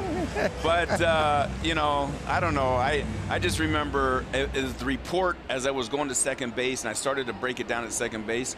And the report ran again in my head, Dykstra doesn't throw well, it's out of center. And I was like, he's not going to think I'm running to third, and I'm going to catch him sleeping. And I think I was the only one caught sleeping. You were a baseball player, and you were a winner. You played in 10 different series in the playoffs? It's crazy. You know, I just ended up, I found a way to end up in the right place at the right time, and humbled, I'm honored. I just feel so blessed. Like, you know, to start here in Toronto and to play on these clubs, to win, be a part of World Championship winning, which you know, every player wants to.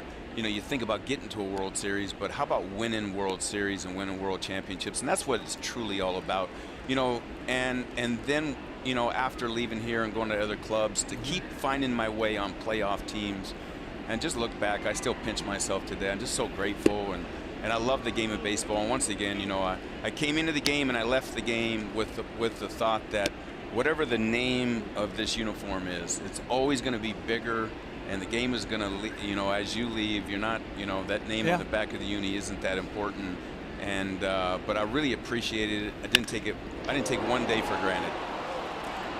Well, that's going to be the third out. Todd, we can't thank you enough. Love great you guys, seeing man. you. You're awesome, man. Awesome great to have see you here. Guys, both of you. Todd Great to see you. Stottlemyre. All right, thank you. Thank you very much. Now time for a Blue Jays Central update. Here's Jamie Campbell and Joe Siddle in the Samsung broadcast studio.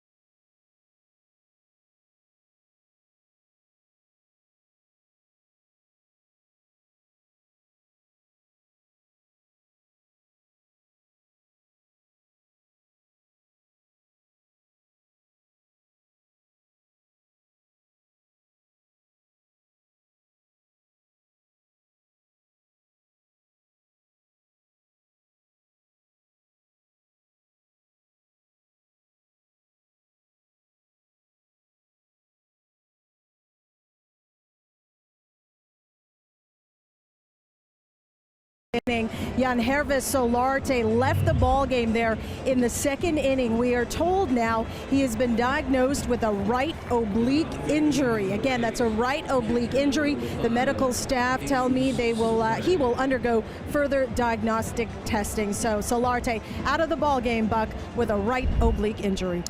Well, that is certainly bad news for the Blue Jays. There's no telling and no reason to speculate on the extent of the injury until the medical staff has a chance to evaluate him, but it didn't look good. He been over in pain and had to leave the ball game, so we'll try to keep you updated as we are.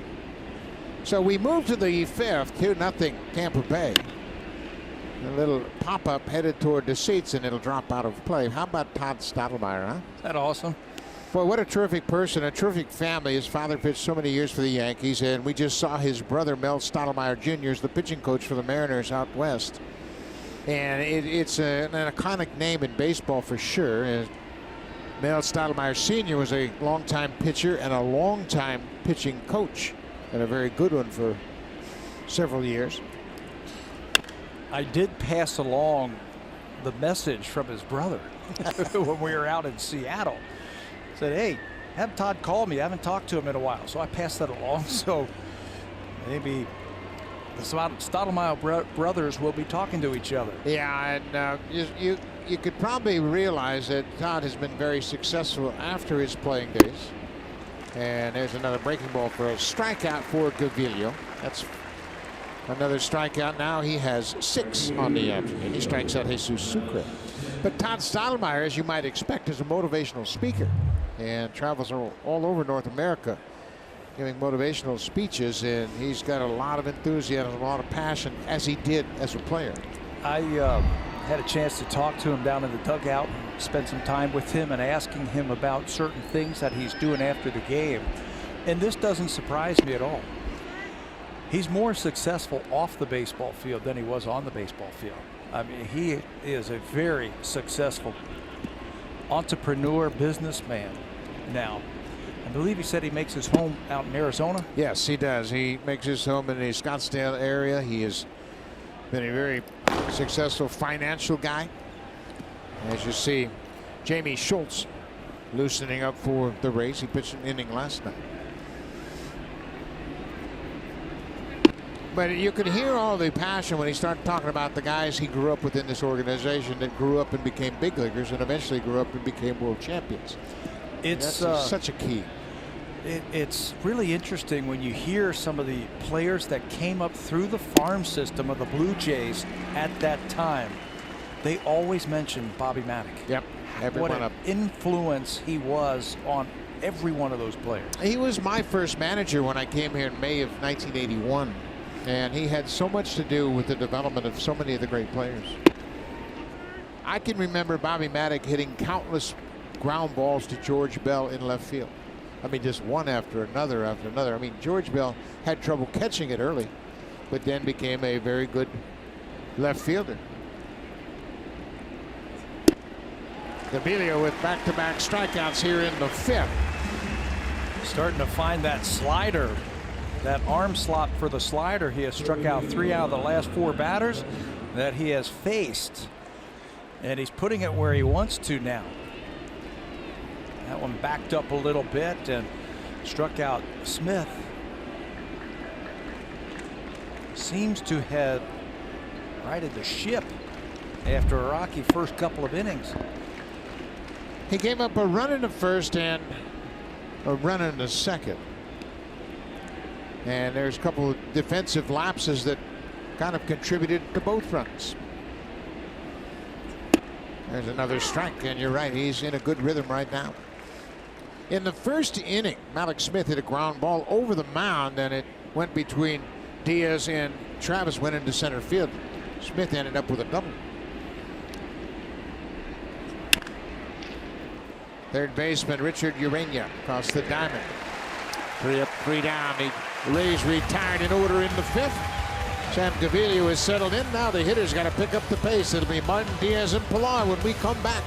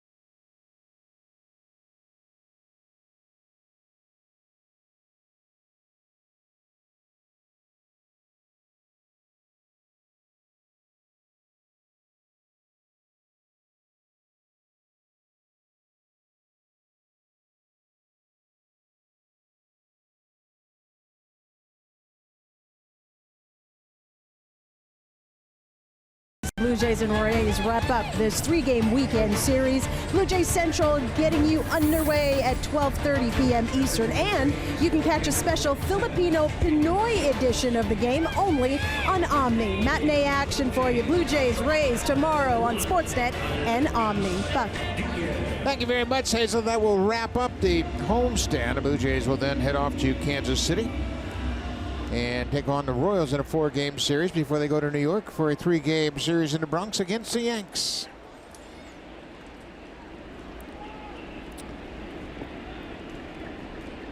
Jamie Schultz will face Aledmys Diaz will start things on. Schultz finished up that 7-0 shutout last night against the Blue Jays with a 1-2-3 ninth inning. You recall from AAA Durham on July the 8th, this is his second stint with the Rays. Spent parts of the last 3 seasons in AAA refining his fastball breaking ball. He's another one of those good arms out of the pen.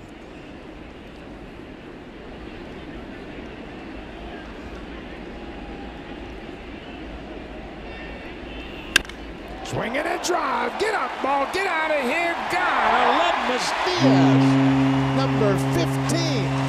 Finally, he gets a fastball, and that's why they kept throwing him off speed pitches, because he could turn anybody's fastball around.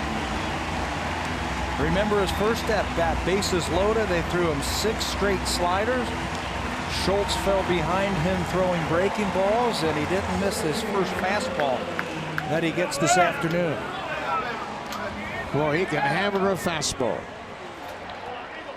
That was a line drive into the seats over the Blue Jays bullpen. Home run number 15 for Diaz. He's now just 2 off his career high. 2-0. You can look for the fastball. He gets one, and Schultz has a pretty decent fastball, but it's straight and straight out of here. 2-1 game.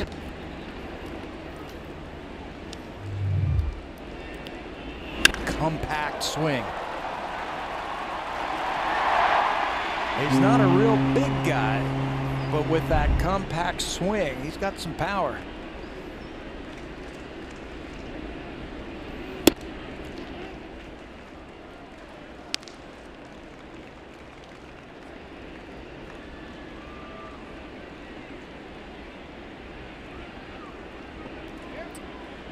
Two balls and a strike to Pilar.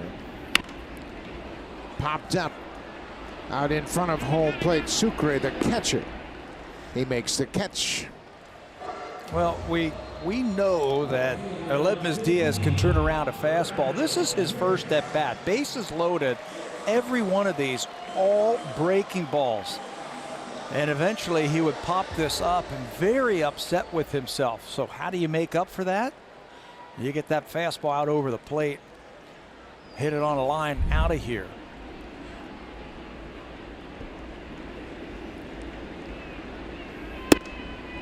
First pitch breaking ball to Randall Grichuk. Grichuk has struck out twice so far today. It's a 2-1 game. Bottom of the 5th inning. Told you, we were talking earlier about the changes of the game and how the game is different. This is Randall Grichuk's 3rd at bat in the 5th inning, and it's the 3rd time he's faced a different pitcher. Bouncing ball, 2 hops to the 3rd baseman, Duffy. 2 away.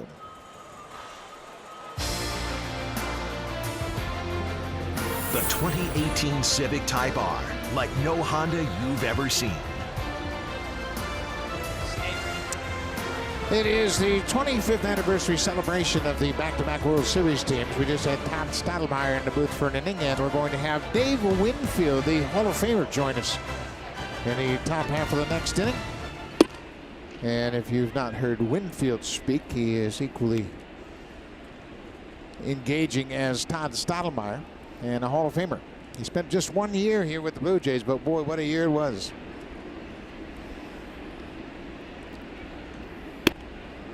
It's a high breaking ball.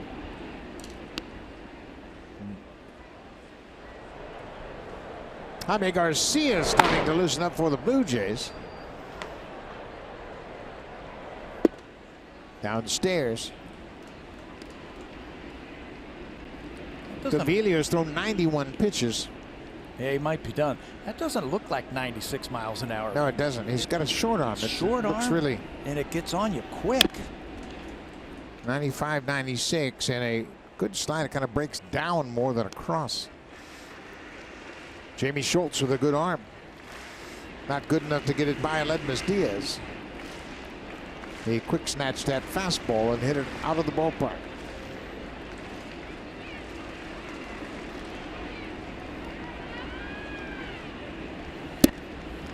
Off the plate. Full count, 2 outs. Justin Smoke is on deck. He walked his last time up.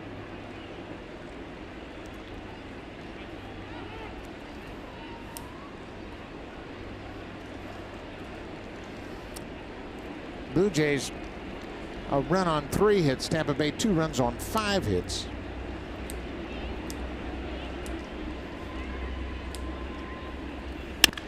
Ground ball into left field for Travis. They got past Duffy, went into left field, and Devin is 1 for 3. That's the 4th hit for the Blue Jays. I think with Justin Smoke sitting behind him, he has to challenge Devin Travis with a fastball, 3-2.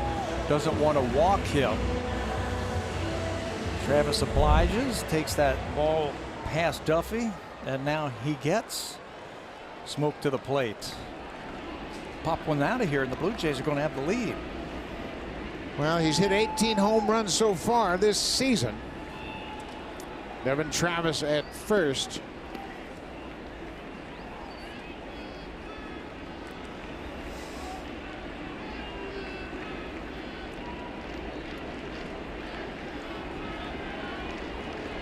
Cron saved an error right there. That ball had a chance to get past him. No need to really worry about Devin Travis over there at first base. I don't think he's going anywhere.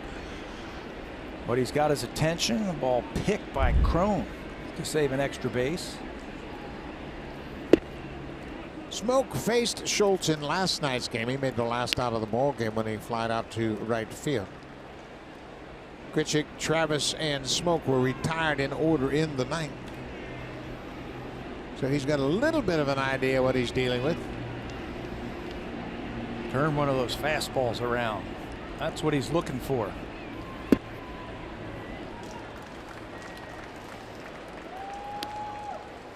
You know, baseball is a very small family. Galen Cisco was part of that pregame ceremony, and Justin Smoke and Galen Cisco's grandson are best friends. Mike Roommates. Cisco, yeah, they were roommates in college, played at University of South Carolina.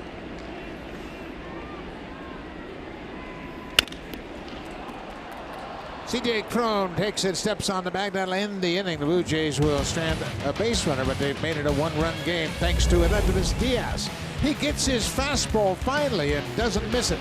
His 15th home run has made it a 2-1 game as we head to the 6th.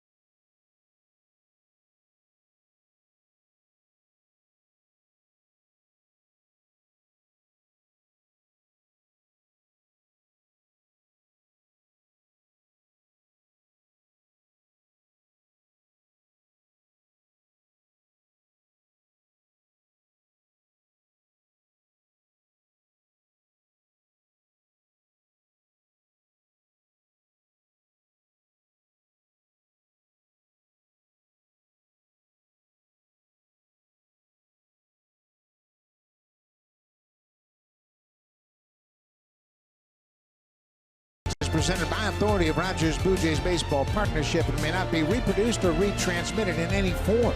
And the accounts and descriptions of this game may not be disseminated without the express written consent of Rogers Blue Jays Baseball Partnership. We are celebrating the back-to-back World Series teams of the Toronto Blue Jays, 92 and 93, and it was a great pregame celebration. A lot of players, about 20 players and coaches, took the field prior to this game today. And Sam Gavilia, boy, after giving up a run in the first and second, has been really good. He has retired the last 6 batters in that. They had another leadoff double in the 4th inning, and he stranded him. Stranded him over at third base. Maybe that can give you that second win to help you get through this game. Gavilia has now thrown 93 pitches, and he has been sharp. Both of the runs really the result of some shaky defense on the Blue Jays' part. This is a fly ball into center. Pilar hustling back, ball's carrying a long way. He was playing awfully shallow for Wendell and makes a running catch going away from the infield. One away. Their scouting reports must tell them that those line drive hitters like Wendell and Smith don't hit the ball over your head, so they're very shallow. As long as that ball stays in the air, Pilar's going to run it down. Yeah, he'll catch it. So here is C.J. Cron. He struck out both times he's come to the plate.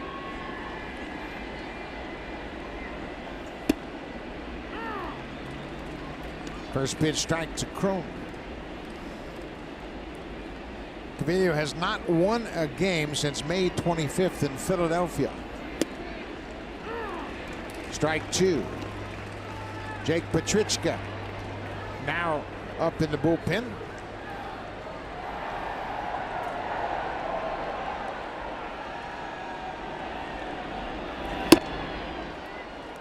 Missed with that fastball outside. They've struck out C.J. Cron twice today, both of them on sliders off the plate, and that fastball away is set up for a slider away.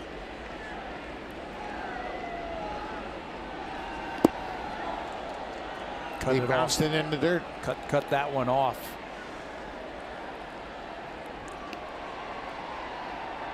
Gavilia wasn't acquired by the Blue Jays until March 21st. He was in camp with the Royals. He spent the last month of the season in Kansas City last year.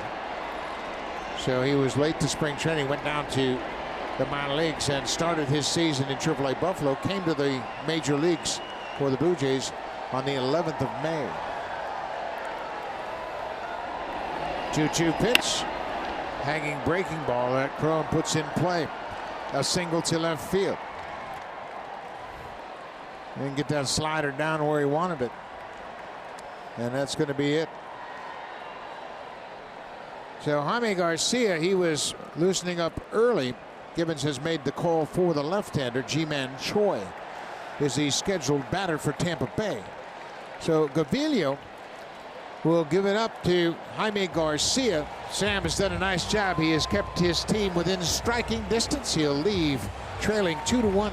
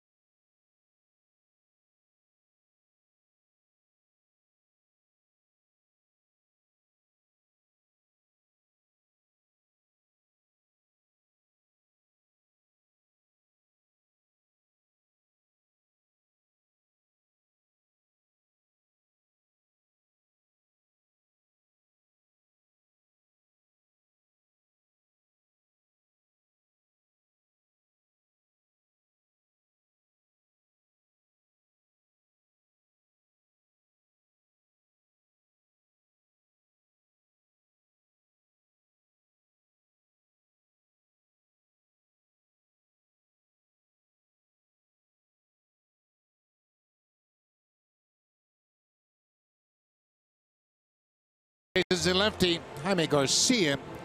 Garcia has been working out of the bullpen, and it has gone somewhat better for him. He pitched an inning on Thursday night. No runs, no hits, didn't walk about it, and struck out one. Yeah, you throw out that one outing that he had in Oakland when he got hit around for 5 earned runs on 6 hits, and he's done a pretty decent job out of the bullpen for the Blue Jays. A couple of lefties scheduled to hit for Tampa Bay. So John Gibbons goes to one of his lefties in the bullpen. 1 out. Garcia will work out of the stretch to Ji-Man Choi.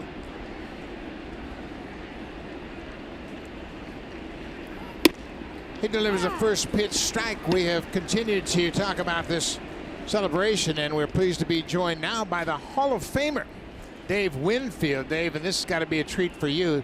It's been a long time since you've been to Toronto, but a chance to see all your great teammates. Oh man, it's a reunion of sorts. You know, it's just like I go back to the Hall of Fame each year because you never know when you're going to see some of your teammates, your brothers again. But coming up here was a fantastic experience. I'm glad to be a part of it. It's great to see these guys and great to be in this city that loves those 92, 93 Blue Jays. What was it about those teams? I know you're here in 92. What was it about that team in your mind that really set it apart from some of the other teams that you played on? Wow. You know, I'd played almost 20 years, always came prepared, physically fit, mentally prepared, but you just have to have the horses. And when I came up here, I just thought we were so close.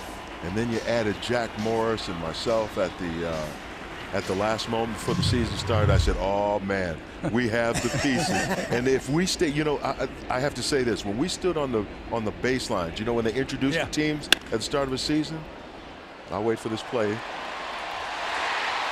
Nice play by Travis to get the lead runner. Go ahead, Winnie. Yeah, when I would look at the other team on the opposing side, I said to myself quietly, we're better than them, but we had to stay healthy and just to, you know, avoid injuries. And if we played together, I thought we had the best chance to win, and we fulfilled our destiny.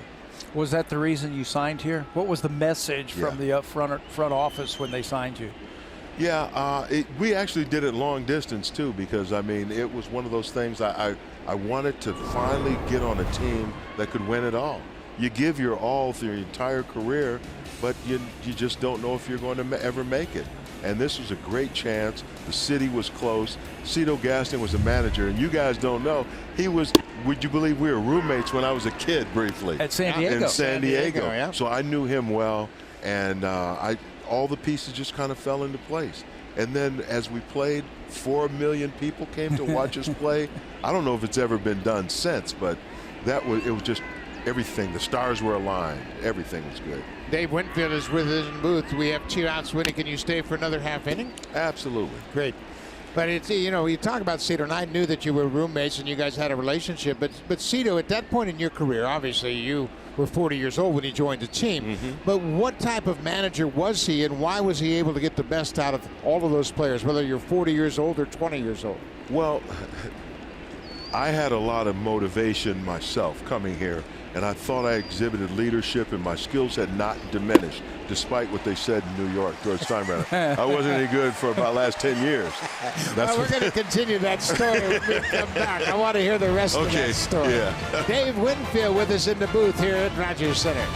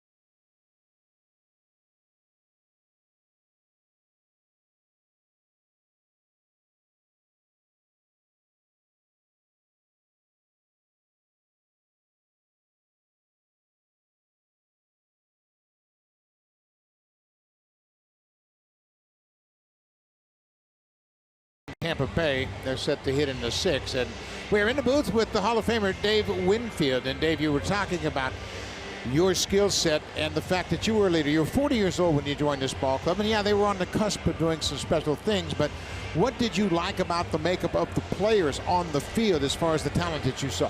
We had veterans and we had youth with skills that were trying to, to prove themselves.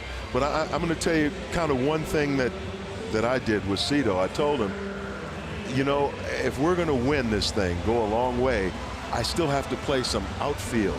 So I'm used to, he kind of looked at me and, you sure? And I appreciate him so much. He let me play 156 games that year. And I think there were about 27 in the outfield. So when it came playoff time, I was ready to switch and play out there. So that's something that didn't happen at the World Series because you played the outfield. Absolutely. Three games? Something like that. In Atlanta? Yeah. And, because you have to be in the lineup. And he kind of looked at me because you don't know what a 40-year-old has in his tank or whatever, but you saw the numbers that I put up there. I was just, the skills hadn't diminished. The eyesight hadn't left me yet. A couple years later it did. But that was all right. Yeah. But overall, just everything fell into place. And let's talk a little bit about Atlanta because you got a big hit in that ball game, and certainly it had been a little bit of a struggle for you guys to get going offensively. But talk about that big double you hit in that game in Atlanta. Oh man, it's one of those things that as we play this game, we're kids. You never want to finish a practice or playing around in the alley without swinging, getting a hit, driving in a run, and winning a game. 40 years later, it became a reality. I got that hit. I had always envisioned doing something like that, and although it wasn't a walk-off, I thought to me it was just as good or better than a walk-off because you stand in the middle of the stadium, second base, and the opposition field, and you stun everyone. You shut them up. You put a dagger in their heart, and you just stand there like, yeah, we did. How about that? And they were just in shock. Was it destiny? Do you think it was destiny that whole year, you coming over here, you being a leader of a lot of the young players, hitting big home runs? I remember the big home run you hit off of Mike Schooler in Seattle. Oh, yeah. I remember that one. I was like, we're going to win. We're going to win now. Did you hit a home run on opening day in Detroit? I mean, that kind of stuff. Yeah. Didn't you feel like it was destiny that you were walking up to the plate with a chance to win the World Series? Yeah, but you never know how it turns out. 10 years before that with the Yankees, I was all prepared and ready to go, comfortable. It didn't work out. We lost in 6. I had one hit. It wasn't because you're scared or whatever. It just sometimes it doesn't work. There's a look at that hit. And talk about being on second base. Oh, yeah, and I'm watching that ball kick around. I said, keep kicking around. And then, with both Devo and Robbie, with their foot speed, that was just a great thing. Now, look, there were only maybe 1,000 people from Toronto fans cheering, and the rest of the place was silent. It's an amazing feeling. Robbie dropped the tomahawk chop on him a couple of times. Oh, yeah. Oh, yeah. Let me ask you about the Dave Winfield that moved on after that. And of course, you went in the Hall of Fame in 2001, and that had to be a tremendous feeling and certainly acknowledgement of your phenomenal career because you did so many things that people might have forgotten about because you had a lot of your success out in San Diego. That's where I started. They gave me the chance straight out of college, no minor league experience. I'm on the field. I see Bob Gibson over there. I see Willie Mays playing and Willie McCovey, who later became a teammate, put his arm around me and showed me that, that one generation to the next helped the young people along. I don't know if they do it as much today, but, that kind of stuff. And then New York for so many years, All-Star just about each year. There's turmoil, but we never had enough pitching in New York. We could score. Yeah. Really Ricky score. Henderson, Willie Randolph, Don Mattingly, Winfield, Baylor, Griffey. No pitching. No pitching. And No pitching pitching. is the basis of every world championship. My first big league camp, 1981. That was your first camp in New York. Yeah. My first big league camp, I walk in there and I'm like going, oh my goodness, Reggie and Yes. Winfield. Yes. And then all the other guys, Willie May or Mickey Mantle and Willie Yes. Randolph. I'm telling you, that was something else to be able to perform on that stage. You could do that. You were a great athlete. Why did you pick baseball? People know that I played all the other sports, but life and culture in sports was different. You could play every sport. Now, every knucklehead coach only wants their kid to play for them all year round. Don't play another sport. Parents, anybody listening, that is not good. There are a lot of studies that are coming out now. All these kids that are good D1 players, and not only just baseball but other sports, played 2 or 3 sports growing up. And if somebody wants they're finding out if you play 8 months or more of one sport, you're higher risk, much higher risk of having overuse injuries. There's a lot of studies coming out, so I want you to hear that. And I got off track, but I had why baseball? You got drafted in football, you got drafted in basketball. Yeah, there why was baseball? I was fortunate growing up in St. Paul, Minnesota, where now we have 3 Hall of Famers, Jack Morris, Winfield, and Molitor. There was just a great coach. He's still alive today. I think I love the game, but he taught us how to play it right, play it hard, play as a team. You know, there's one small thing that you remember, Pat. I laid down a bunt that moved over the runner and Candy Maldonado sacrifice fly. Right here. And when I'm 40 years old, I still knew how to bunt. That was part of the game. I learned to play the game right, and for some reason I loved it. The part that I liked the most, how to hit the ball hard. You know, that stuck with me. A line drive. The coach attacked the ball. He didn't care if it was up here, and you know he had so many pitches in his arm, so you better be swinging. So it was hack and hit a line drive and run. I've got to ask you, what was your exit velocity? Oh, my launch angle? Look, guys, I don't want to make that. Yeah, I don't want to make fun of anybody, but that's. I saw you in New York when you were with the Yankees. Yeah. And I was with Cleveland. Sutcliffe was on the mound. You probably remember the home run. It was the hardest line drive I've ever. I swear to God, the shortstop jumped for it, and it ended over 430 feet to left field. I don't know if you remember that. I'm like going, wow, this big league stuff. Winnie remembers them all. Hey, the point is, young people listening to me also. And guys, there's 4 things you can do when you step up to bat. You can swing and miss, you hit on the ground, hit it in the air, or hit a line drive. If you were teaching a young kid, what would you want him to do all the time? Hit a line drive. Hit a line drive for me. Okay, that's what you should learn to do. Don't worry about a 26-degree angle. But we're old school. Yeah. Because listen, some kids aren't going to grow big and strong, and they're never going to launch anyway. Right. Slap the ball the other way. If there's a shift on you, you're going to keep trying to hit in the shift to beat it and go home with your head down, or you're going to slap it the other way. How many of these conversations did you have in Cooperstown over the weekend? Oh, man. There's not one Hall of Famer that believes in some of this stuff that's being taught. Look, there's a lot of good stuff that's out there for data and analytics and science. It can, there's some good stuff, and it can be. We could go on and on. Yes, we could. Dave Winfield, always a pleasure. Guys, great to have you here in town. Congratulations. Thank you. A wonderful career, and you were a big part of this celebration. You guys, you're my friends. Keep doing a good job. I love the game. Glad to be here. Thank you very much. That's Dave Winfield. Jake Petrichka coming out of the Blue Jays pen.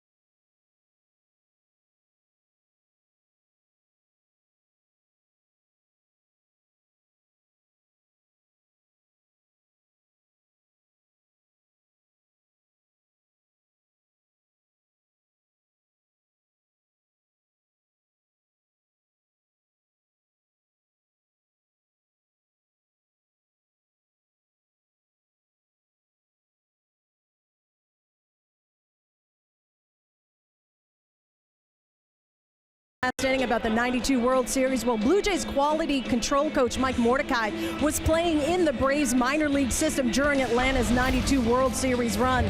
Mordecai remembers cheering for the Braves as he watched Otis Nixon come to the plate in their final at-bat. Mordecai told me that in Dunedin at the Jays spring training facility, there's a photo of Joe Carter leaping after retiring Nixon to win it all.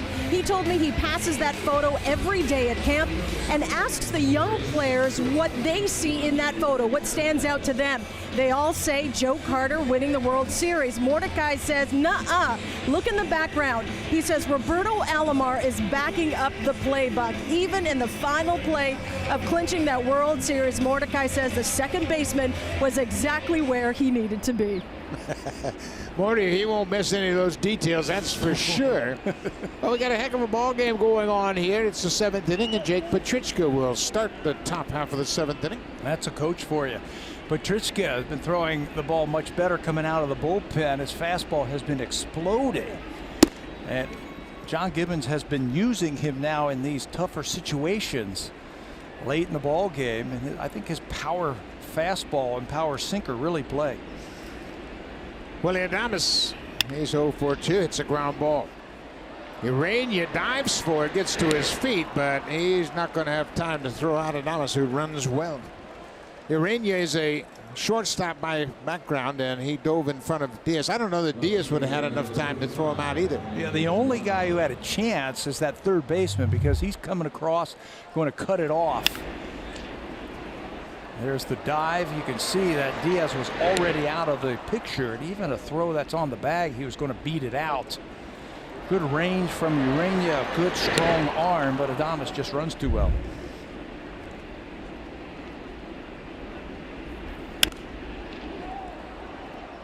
Brendan Lau fouls this one out of play.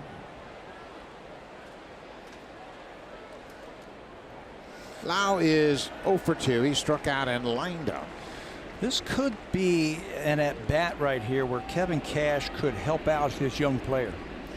They might be able to put the hit and run on if the count comes up to it. He's still looking for his first big league hit. Maybe you do that just to help him concentrate just a little bit more on that baseball. Maybe open up a hole on the infield for him. Adames has 3 stolen bases, including one last night. Upstairs.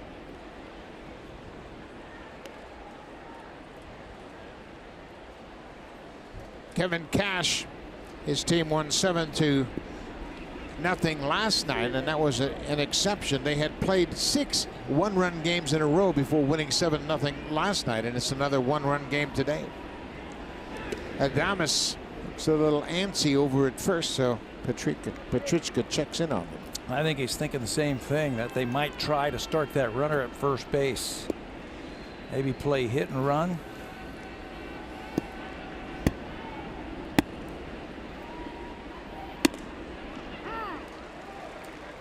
Strike 2. Petrichka's got a great fastball. And he'll get his share of ground balls now because it's moving all over the place. He's got great sink to it.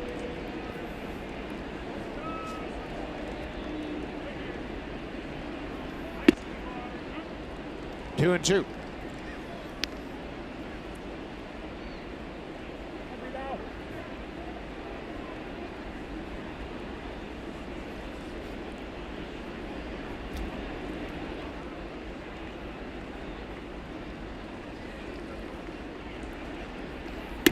Now it's a full count. Now they might start the runner. Let's get something going. It's a one-run game. Number 9 hitter Jesus Sucre, the catcher, will bat next. Brandon Lau, he's playing in left field today. Willie Adames with an infield single.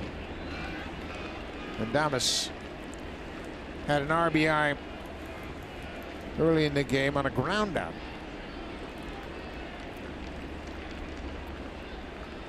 There he goes, in the air to left.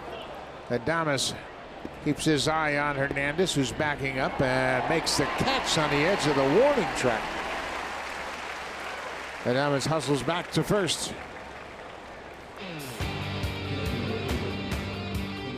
Hurry in to earn 3 times the Aeroplan miles on everything in store and online from August 8th to 11th. Only at Home Hardware. Here's how. Beautiful afternoon here in Toronto as people out on the Lake Ontario having a nice day. People here having a good day inside Rogers Center. Breaking ball in there for a strike to the catcher, Sucre.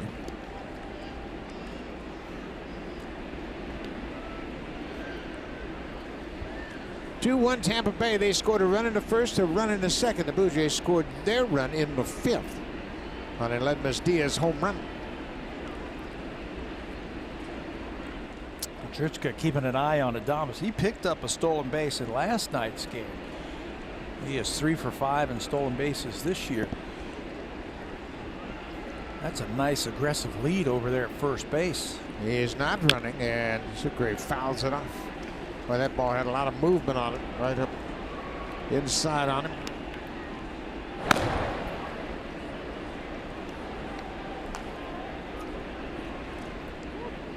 Roof is starting to close here at Rogers Center. It looks to be clear sky, but obviously there are some concerns about the weather. So they're starting the process.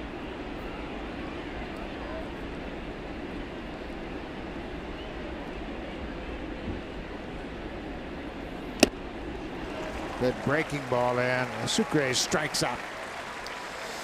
Looks like he foul tipped that one, actually.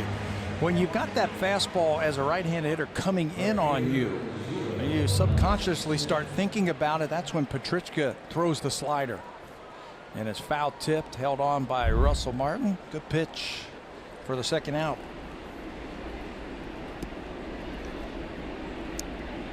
So back to the top of the order. Malik Smith is 1 for 3.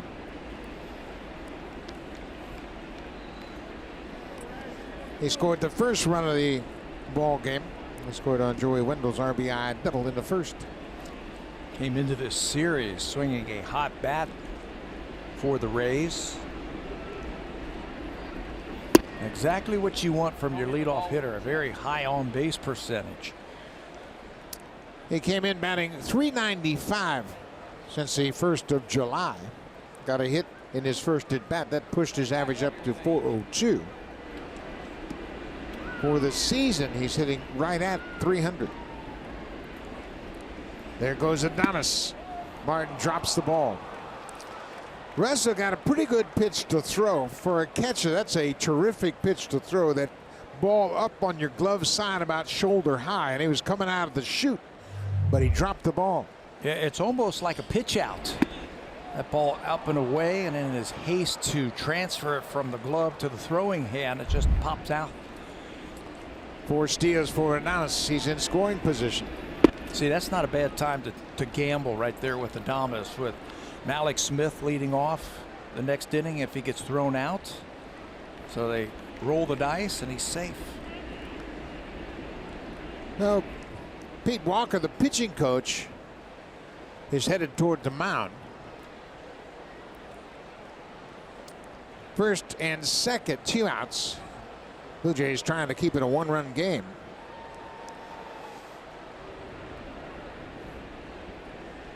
Jamie Schultz and the pitching coach Kyle Snyder having a chat.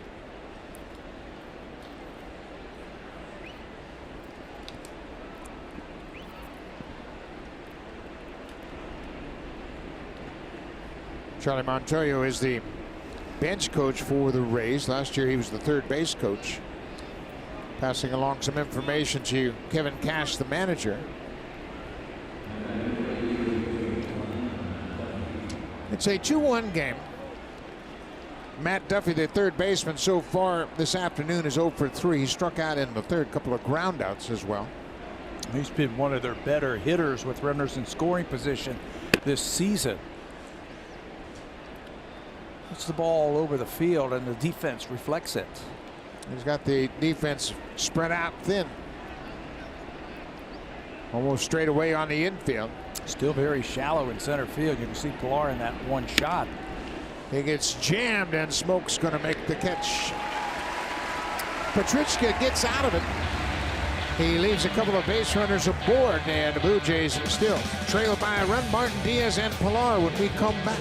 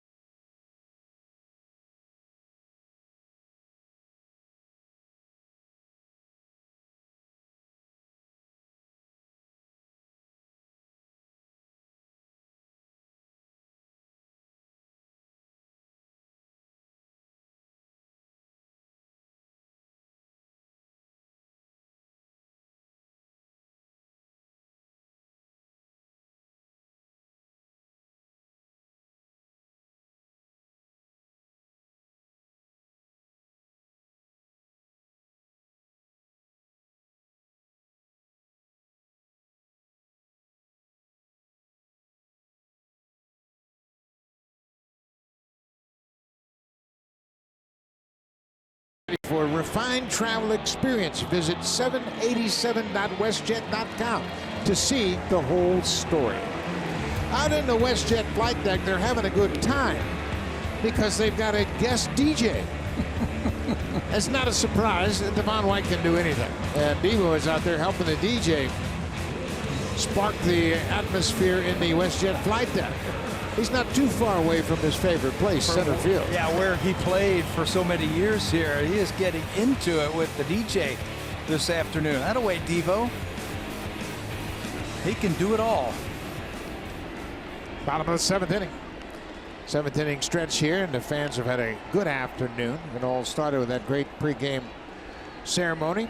Hunter Wood, the new pitcher for the Rays. They have so many interchangeable parts on their pitching staff. In 14 games this year for Hunter Wood, he's made 6 starts and 8 relief appearances.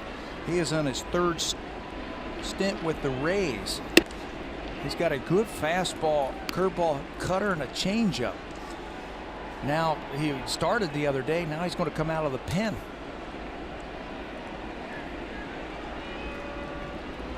Russell Martin lays off that breaking ball. It's 2-0. That was interesting how Russell asked to look and see if he chased it. Picked that up from Edwin Encarnacion. Yeah. Go ahead and ask. He knows I didn't swing. Oh, that's a tough strike. Looked like it was off the plate and away. He and Russell and Granderson, the two best on the team at coaxing a lot of pitches out of those pitchers, so nobody knows the strike zone better than him. Russell said, man, if that's a strike, I'm in trouble. It was off the plate. Both of those were strikes and called strikes, but they looked like they were outside. Granderson, like Martin, has a terrific eye at the plate. 2-2 pitch to Martin. Ripped to left field. That's going to get down for a base hit. Russell Martin aboard. Drive of the game brought to you by the 2018 Honda Odyssey. With available Honda Vac, it always bats cleanup. Ledmus Diaz led off the 5th inning on a 2-0 pitch. He is going to crank his 15th home run of the season.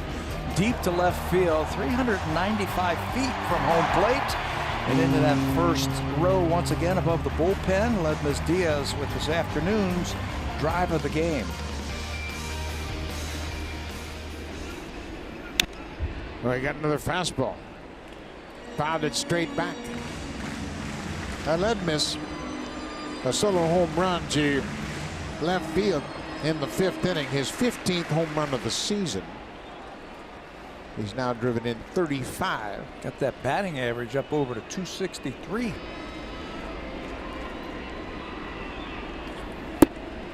Martin took a couple of steps towards second just to see if he could create some movement in the middle of the diamond.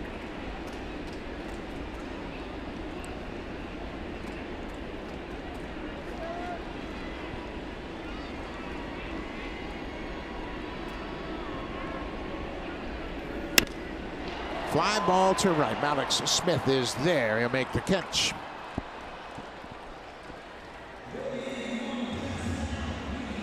One away. Kevin Pillar will be the batter. Diaz is now 1 for 3. Martin with the leadoff singles at first.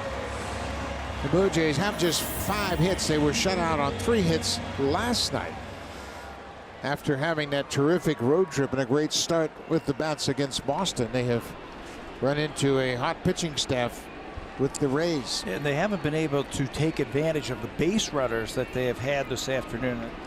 There have been 3 walks. There goes Russell. Throw to second is in the dirt, but a nice play by Wendell. He took the throw on the short hop and was able to tag Martin before he got to second. Sucre is the 6th base stealer he's caught this season, and he got some help by the second baseman. They had to be playing hit and run here. And once the ball was missed, Joey Wendell does a heck of a job of picking that ball and then throwing the glove right down right before Russell gets to the bag. The Blue Jays trying to make something happen there, and it backfired on them. Well, they haven't been able to get any hits, string any hits together. So with Martin at first, they tried to play hit and run.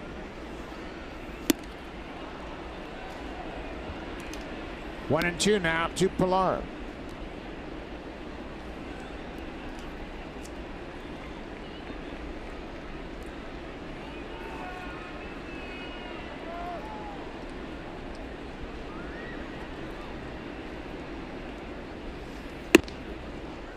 How about that little hesitation move right there from Hunter Wood? Yeah, he's done it a couple of times this inning. It's pretty interesting. Totally legal with nobody on base. Curveball, and the appeal of the first is denied by first base umpire Ryan Adderton.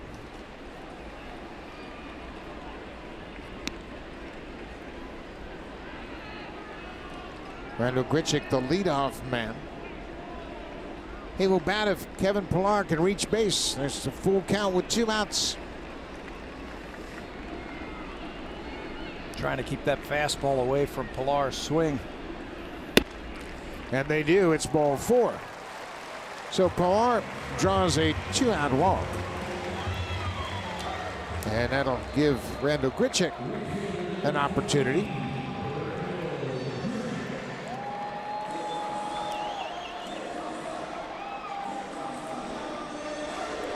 Blue Jays have drawn just 3 walks so far. Check that 4th. That's the 4th walk. Yeah, each pitcher today has walked at least 1 batter, and Grichuk is facing his 4th different pitcher of the afternoon. How about that? You talked about the challenges of hitting in this game today. They will play him in the shift because he has been turning on everything on the inside part of the plate. The numbers reflect that. StatCast AI is powered by AWS, taking away a ground ball on the left side of the infield.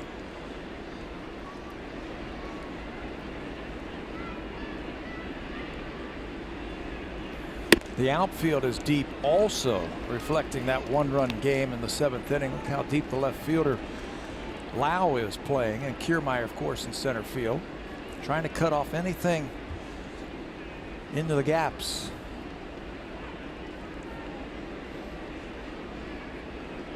One and one. Pillar working for a big lead, and he was running. He's picked off. Kevin Pillar trying to time up Hunter Wood, bounced off a little bit too far. The Blue Jays are probably going to have a look at this replay. Hopefully an umpire Tony Randazzo is keeping the Rays on the field. Pillar getting that walking lead. Well, I don't know. It looked like he may have gotten his hand back on the base before he was tagged. but he's very good at getting that walking lead. That time, Hunter Wood did a nice job of coming to first. Yeah, he held the ball just a little bit longer, and Kevin kept trying to bounce off there, time him up. He picked up on that and threw over to first base. He's got that long mitt on his right hand. And remember, the call on the field was he was picked off, so they have to see something in these replays that shows that he got that right hand in there before he was tagged. Yeah, and that's interesting, and this has been a point of discussion a long time. How long is that mitt? And, you know, it extends over the fingers, and they have set some guidelines, and according to some of the training staff, they make sure that it doesn't extend beyond the fingers, that it just helps protect the thumb more than anything. For that reason alone right there, I remember when that thing first came out, they had that long over there, and they would dive back to first base, and they don't think there is enough evidence to overturn it. So he will be out, and the call on the field will stand. That will end the inning. So 7 in the books. Tampa Bay holding on to their 2-1 lead.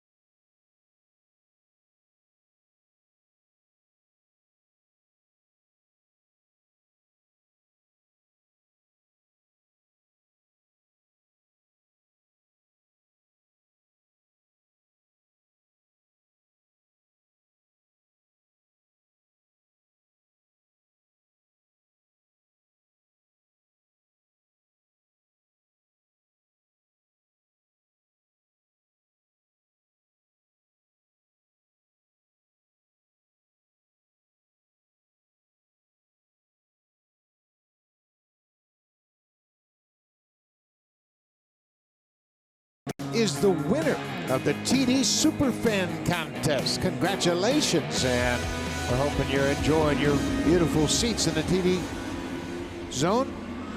New pitcher into the ball game for the Blue Jays is the righty Tyler Clippard. First time that Tyler has pitched in this series against the Rays. He last pitched against Boston a couple of times in that series. 2 very good innings against the Boston Red Sox. This is his 57th game of the season, and he's only walked 18 batters all year. In those 2 games against the Boston Red Sox, he was really using his fastball a lot early in the count and then finishing him off with his off-speed pitches. Yeah, he had the Red Sox guessing. They were looking for off-speed and got beat by the fastballs.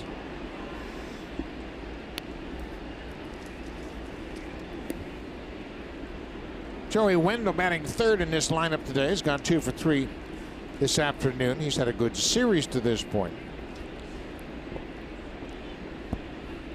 Wendell had a 2-run double in last night's game and a sacrifice fly. He's driven in 4 runs so far.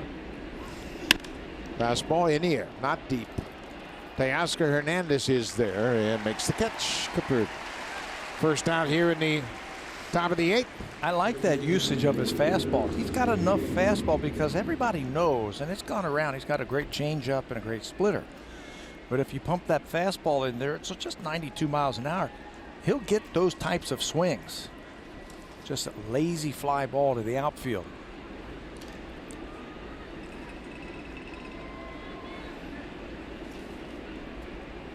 C.J. Cron had a base hit to left field his last time up. There's another fastball, and the reputation Clippard had is changeup and maybe splitter. but he's crossed up a lot of hitters with that fastball. He was falling behind a lot with the off-speed pitches, throwing a lot of pitches in his one inning of work.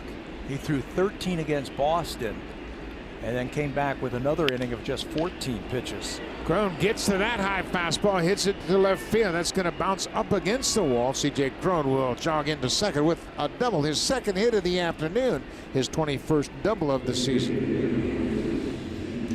Didn't hit it hard, but he is strong.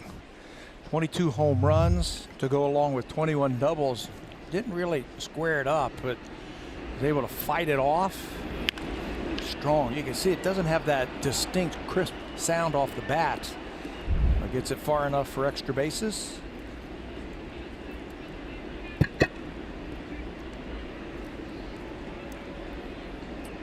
The Rays have really played a lot of one-run games. They played 49 one-run games. They're 22-27 coming into play today. That leads the majors in one-run games. The Mariners have played 42.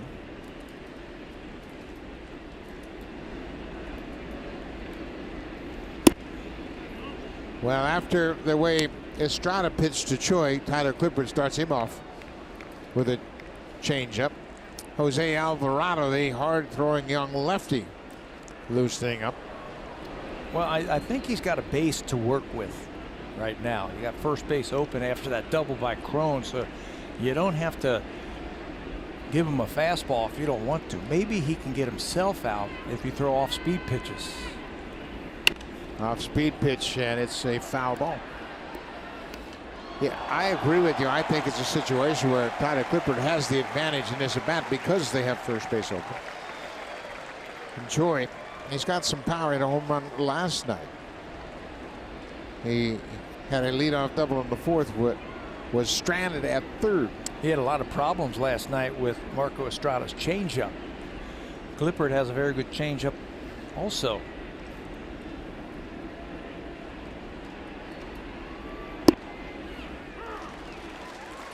Might have been a splitter with a little break on it.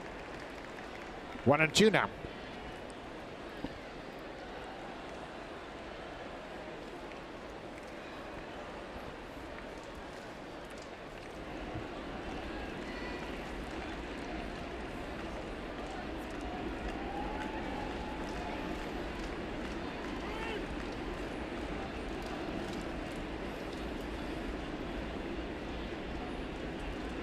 Tyler Clippard with his 57th appearance of the season. That'll move him into a tie with Edwin Diaz of the Mariners.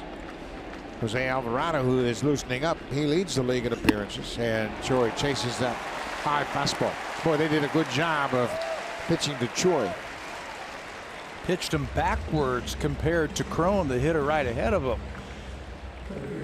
They finished him off with a fastball after throwing him a couple of off-speed pitches early on. Let's go upstairs with this high fastball, and he'll come up with a strikeout. That's 10 strikeouts this afternoon by Blue Jay pitching.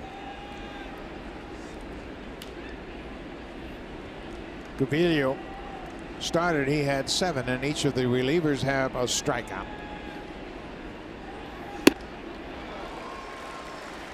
Another fastball gets by Kiermaier, and Kiermaier checking with the umpire, asking whether or not that was a ball upstairs.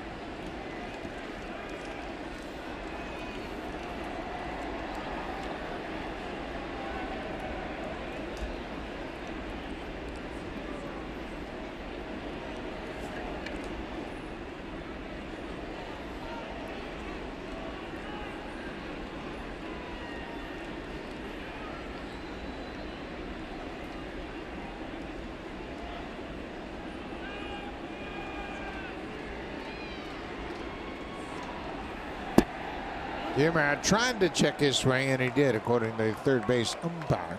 Lance Barrett's down at third this afternoon. Kiermaier has struggled lately offensively for his team. Picked up a hit his first time up. Moved to second on an error, stole third. Scored on a ground out. That's the difference in the game.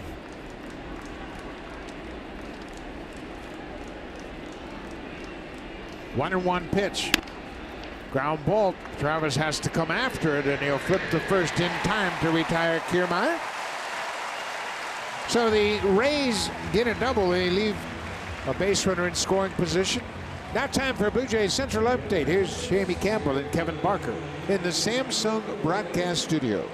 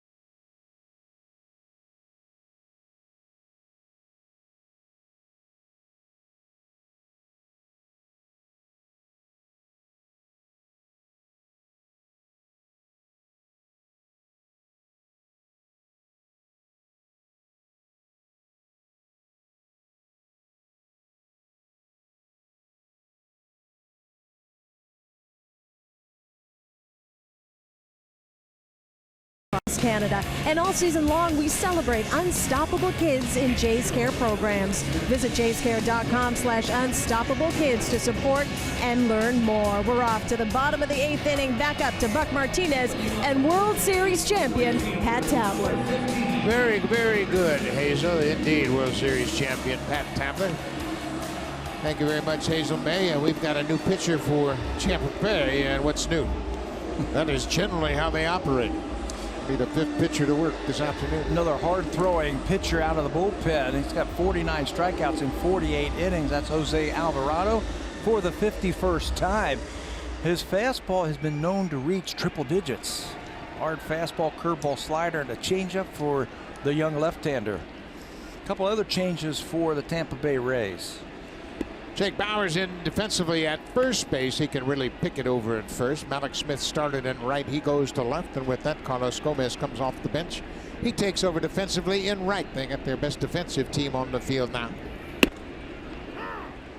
Alvarado delivers a first pitch strike. Randall Grichuk was at the plate when Kevin Pillar was picked off to end the 7th. But yet another pitcher for Grichuk. Yeah, that's what I was like. Wait a minute, weren't we just talking about him facing a new pitcher? So he has faced 5 pitchers this afternoon. And this is his 4th at bat. Yeah, that's the crazy part of it. That's the challenge of hitting in this game today. With deep bullpens and openers, starters that don't go very deep into games. All right, that is a hard breaking ball. Grichuk strikes out for the 3rd time.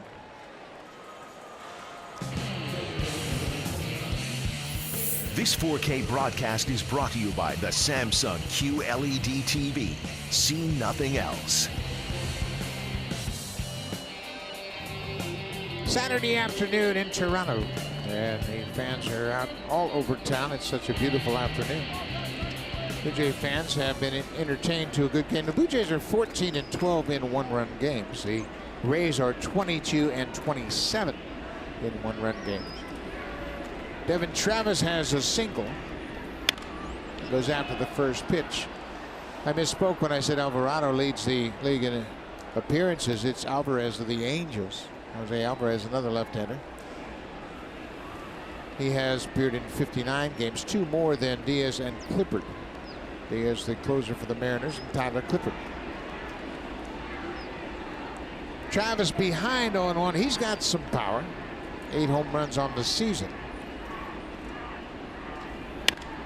This is a high pop-up down the right side.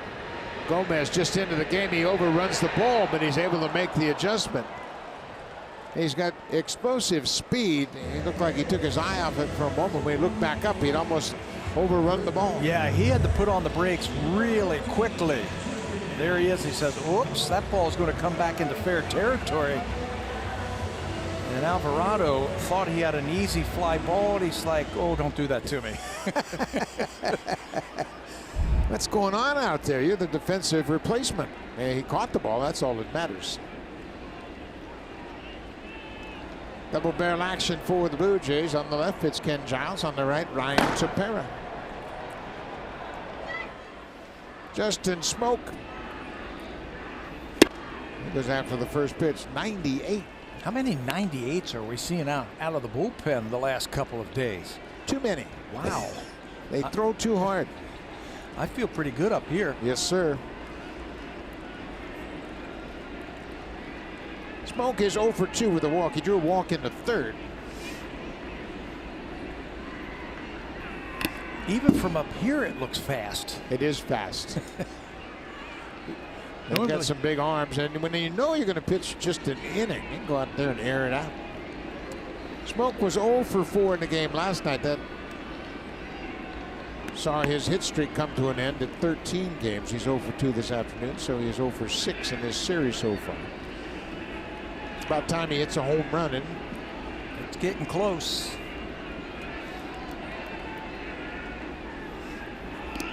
Alvarado, this is his first full year in the big leagues. He had some time last year with the Rays, got into 35 games, just 29 innings. He's just 23 years old. Yeah, he's out of Venezuela. He turned 23 on the 21st of May. This team has gotten young. Yeah, young players. That last pitch to Smoke, it looked like his spikes caught a little bit on the mound. He had to walk it off. They throw a fastball, occasional curveball, and a slider. Short stints. Comes in and throws hard. 38,797 turned out here this afternoon for game 2 of this set. 2-2 pitch to Smoke. Strike 3 call. That slider gets him. Smoke didn't like the call. Tony Randazzo, the veteran umpire, rings him up.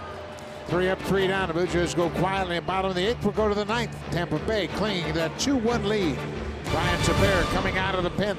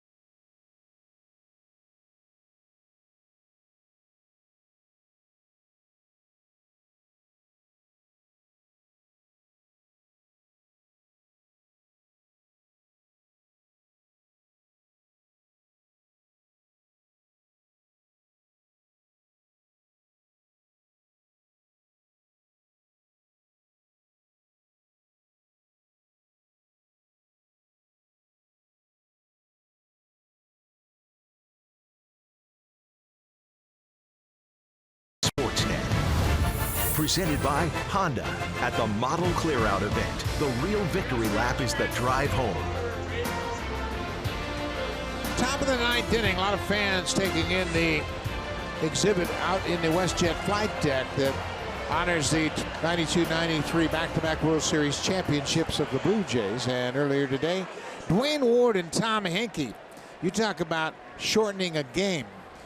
Timlin, Ward, and Henke, and as we've heard several times today, Blue Jays played a lot of 6-inning games. 6 innings, sometimes even 5 innings. Just get the lead after 5 and turn it over to the bullpen. Blue Jays are going to turn it over to the bullpen here in the 9th inning. Ryan Tepera, for the 50th time, takes over for the Jays. The hard-throwing right-hander will face Willy Adames.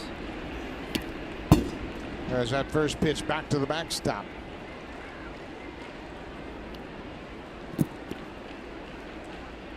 Adames had an infield single in the 7th. He picked up his second stolen base of this series in that 7th inning.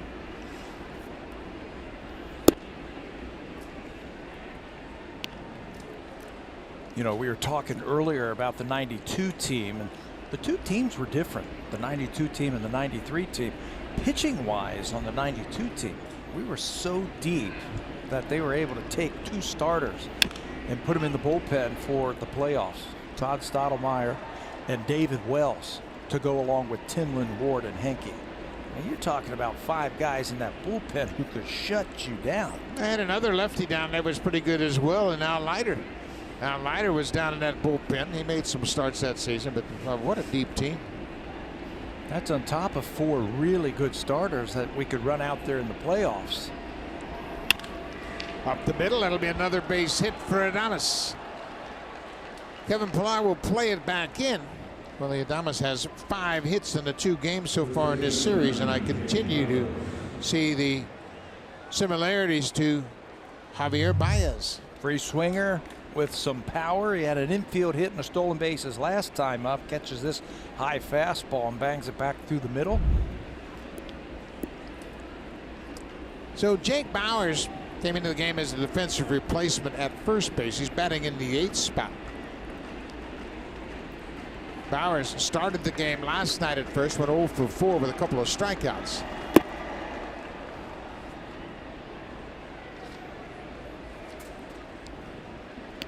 .233 for the season. Last night, the Tampa Bay Rays started 5 rookies in the infield. First time in franchise history they started 5 rookies in the infield.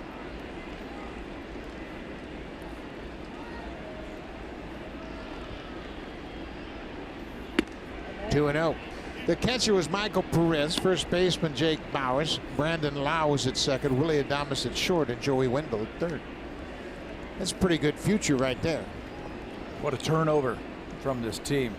The last time we saw them, with plenty more young players coming up. 2-0 pitch. Swung on and missed.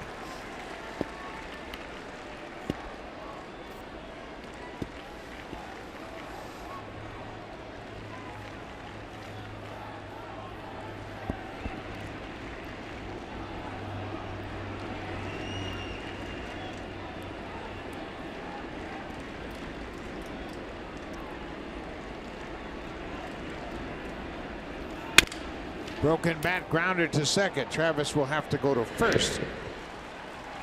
1 away. Let's check in with Jamie Campbell.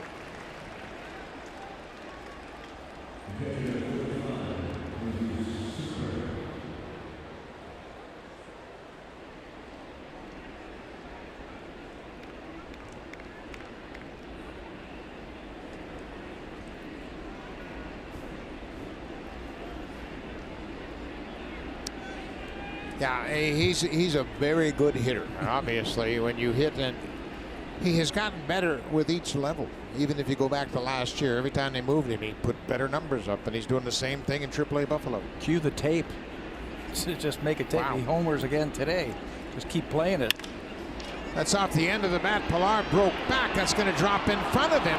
Adames got a good read from second. He's going to come in to score. Sucre's headed for second. He'll be tagged out there. But Willy Adames continues to show his baseball instincts. He recognized that was going to drop and was able to score.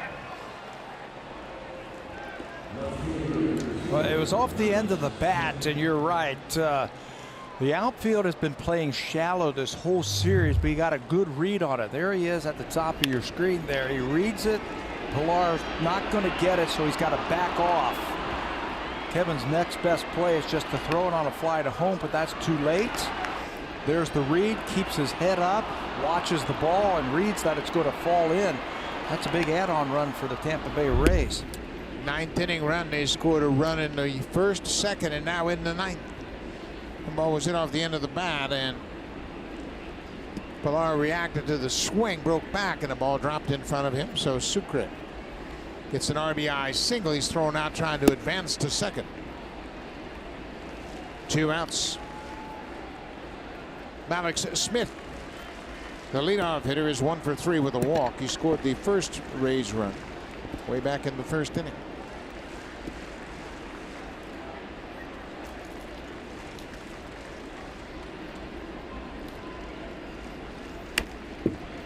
May have chased the ball. It's 2-1. Sergio Romo, the senior member of this bullpen, is loosening up. And he is a slider machine. He'll throw majority of his pitches will be sliders. He's 35 years old. His 11th season in the majors, first in Tampa Bay. Fouled out of play. Remember, they traded their closer in May. Alex Colomé went to Seattle along with Denard Span. Ryan Stanek was the opener today. They don't call him the starters. Stanek, he's got a big arm. Sergio Romo will be the 6th pitcher to pitch this afternoon for Tampa Bay.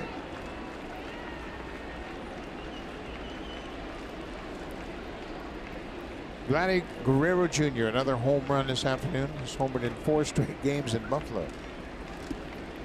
That's where they start. He might pass up this league and go to the next one. Go to a higher league. Strike 3 called. Smith caught looking. He strikes out. That ends the inning, but Tampa Bay gets another run. An RBI single by Jesus Sucre. Blue Jays will send Hernandez, Morales, and Urania to the plate. They'll face Sergio Romo. Bottom of the 9th coming up.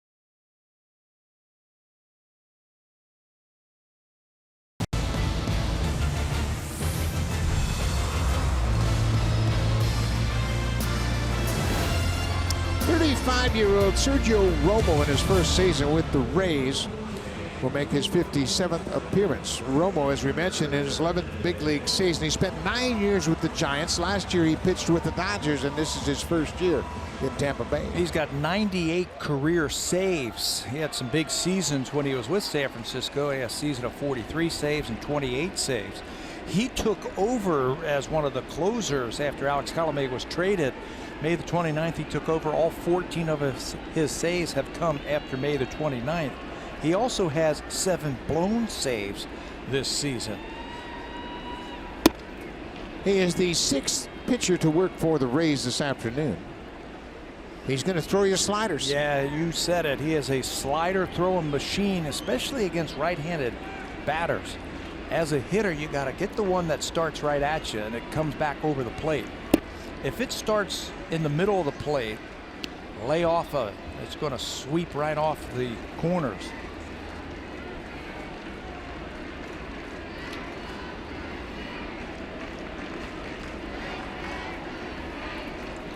Ball on the strike. Just a bit low. 2-1 now. Blue Jays, they trail 3-1 now. They've been out hit 10-5. They had 3 hits last night and were shut out 7-0. They managed just 5 hits this afternoon. What that extra run does is it makes Sergio Romo a little bit more dangerous. He can be a little bit more aggressive to Teoscar Hernandez if he wants to. If he makes a mistake and he hits it out of the ballpark, he's still winning.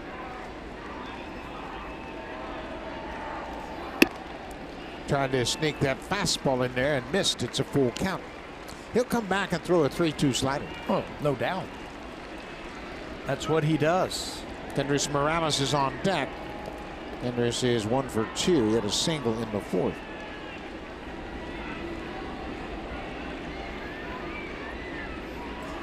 There's the slider and the strikeout. 1 away. He's had 5 starts for this team. He was one of the guys they brought out of the bullpen to open some of those games. 5 times he's done that. He also has 14 saves. So like I said before, they've got a lot of interchangeable parts down in that bullpen that they can get the matchups that they want. That's the matchup he wanted, 3-2 slider.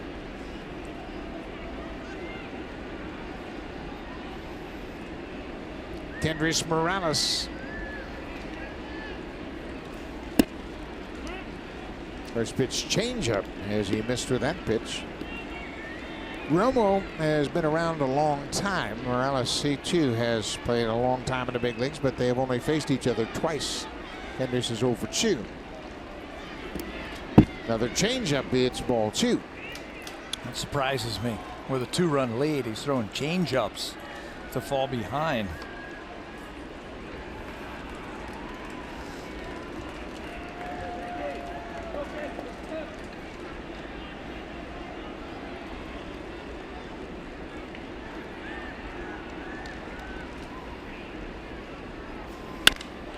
Line drive into center. Kiermaier is right there, and he plays it easily. 2 outs. That ball hung up long enough for Kiermaier to move over. Curtis Granderson is going to bat here with 2 outs for Richard Urania. Granderson did not play in the game last night when Blake Snell started, so he'll get his first at bat in this homestand. Granderson has been a very productive pinch hitter. Granderson on the season 4 for 16 with 2 RBIs as a pinch hitter. Yeah, and they need some base runners right here, so he's going to have to work them over. Try and get on base. Bring that tying run to the plate. Curtis has a .334 on base percentage. Urania came into the game as a pinch hitter for Yannervis Solarte in the 2nd. Urania finishes up 0 for 2 with the strikeout. Solarte left the game after a swing on a 2-2 pitch with an injury. Fly ball center field, and this should end the ball game. Kiermaier backing up, waits for it, and that's it. Sergio Romo closes out the Blue Jays. He retires the side in order in the bottom of the 9th, and the Rays have taken the first 2 games of this 3-game series. Kevin Cash did a great job today using the pitchers he wanted to get the outs that he needed. The Rays, one of the best in all of baseball, playing close ball games, come away with the win to take the series. Blue Jays have a chance to win tomorrow to avoid the sweep. Kevin Kiermaier squeezing that last out. the scheduled pitchers for tomorrow's game. Tyler Glasnow for the Rays, Marcus Stroman for the Blue Jays. Thanks for watching, folks. Have a nice rest of your evening. Stay tuned. Here's Blue Jays Central. Jamie, Joe, and Kevin.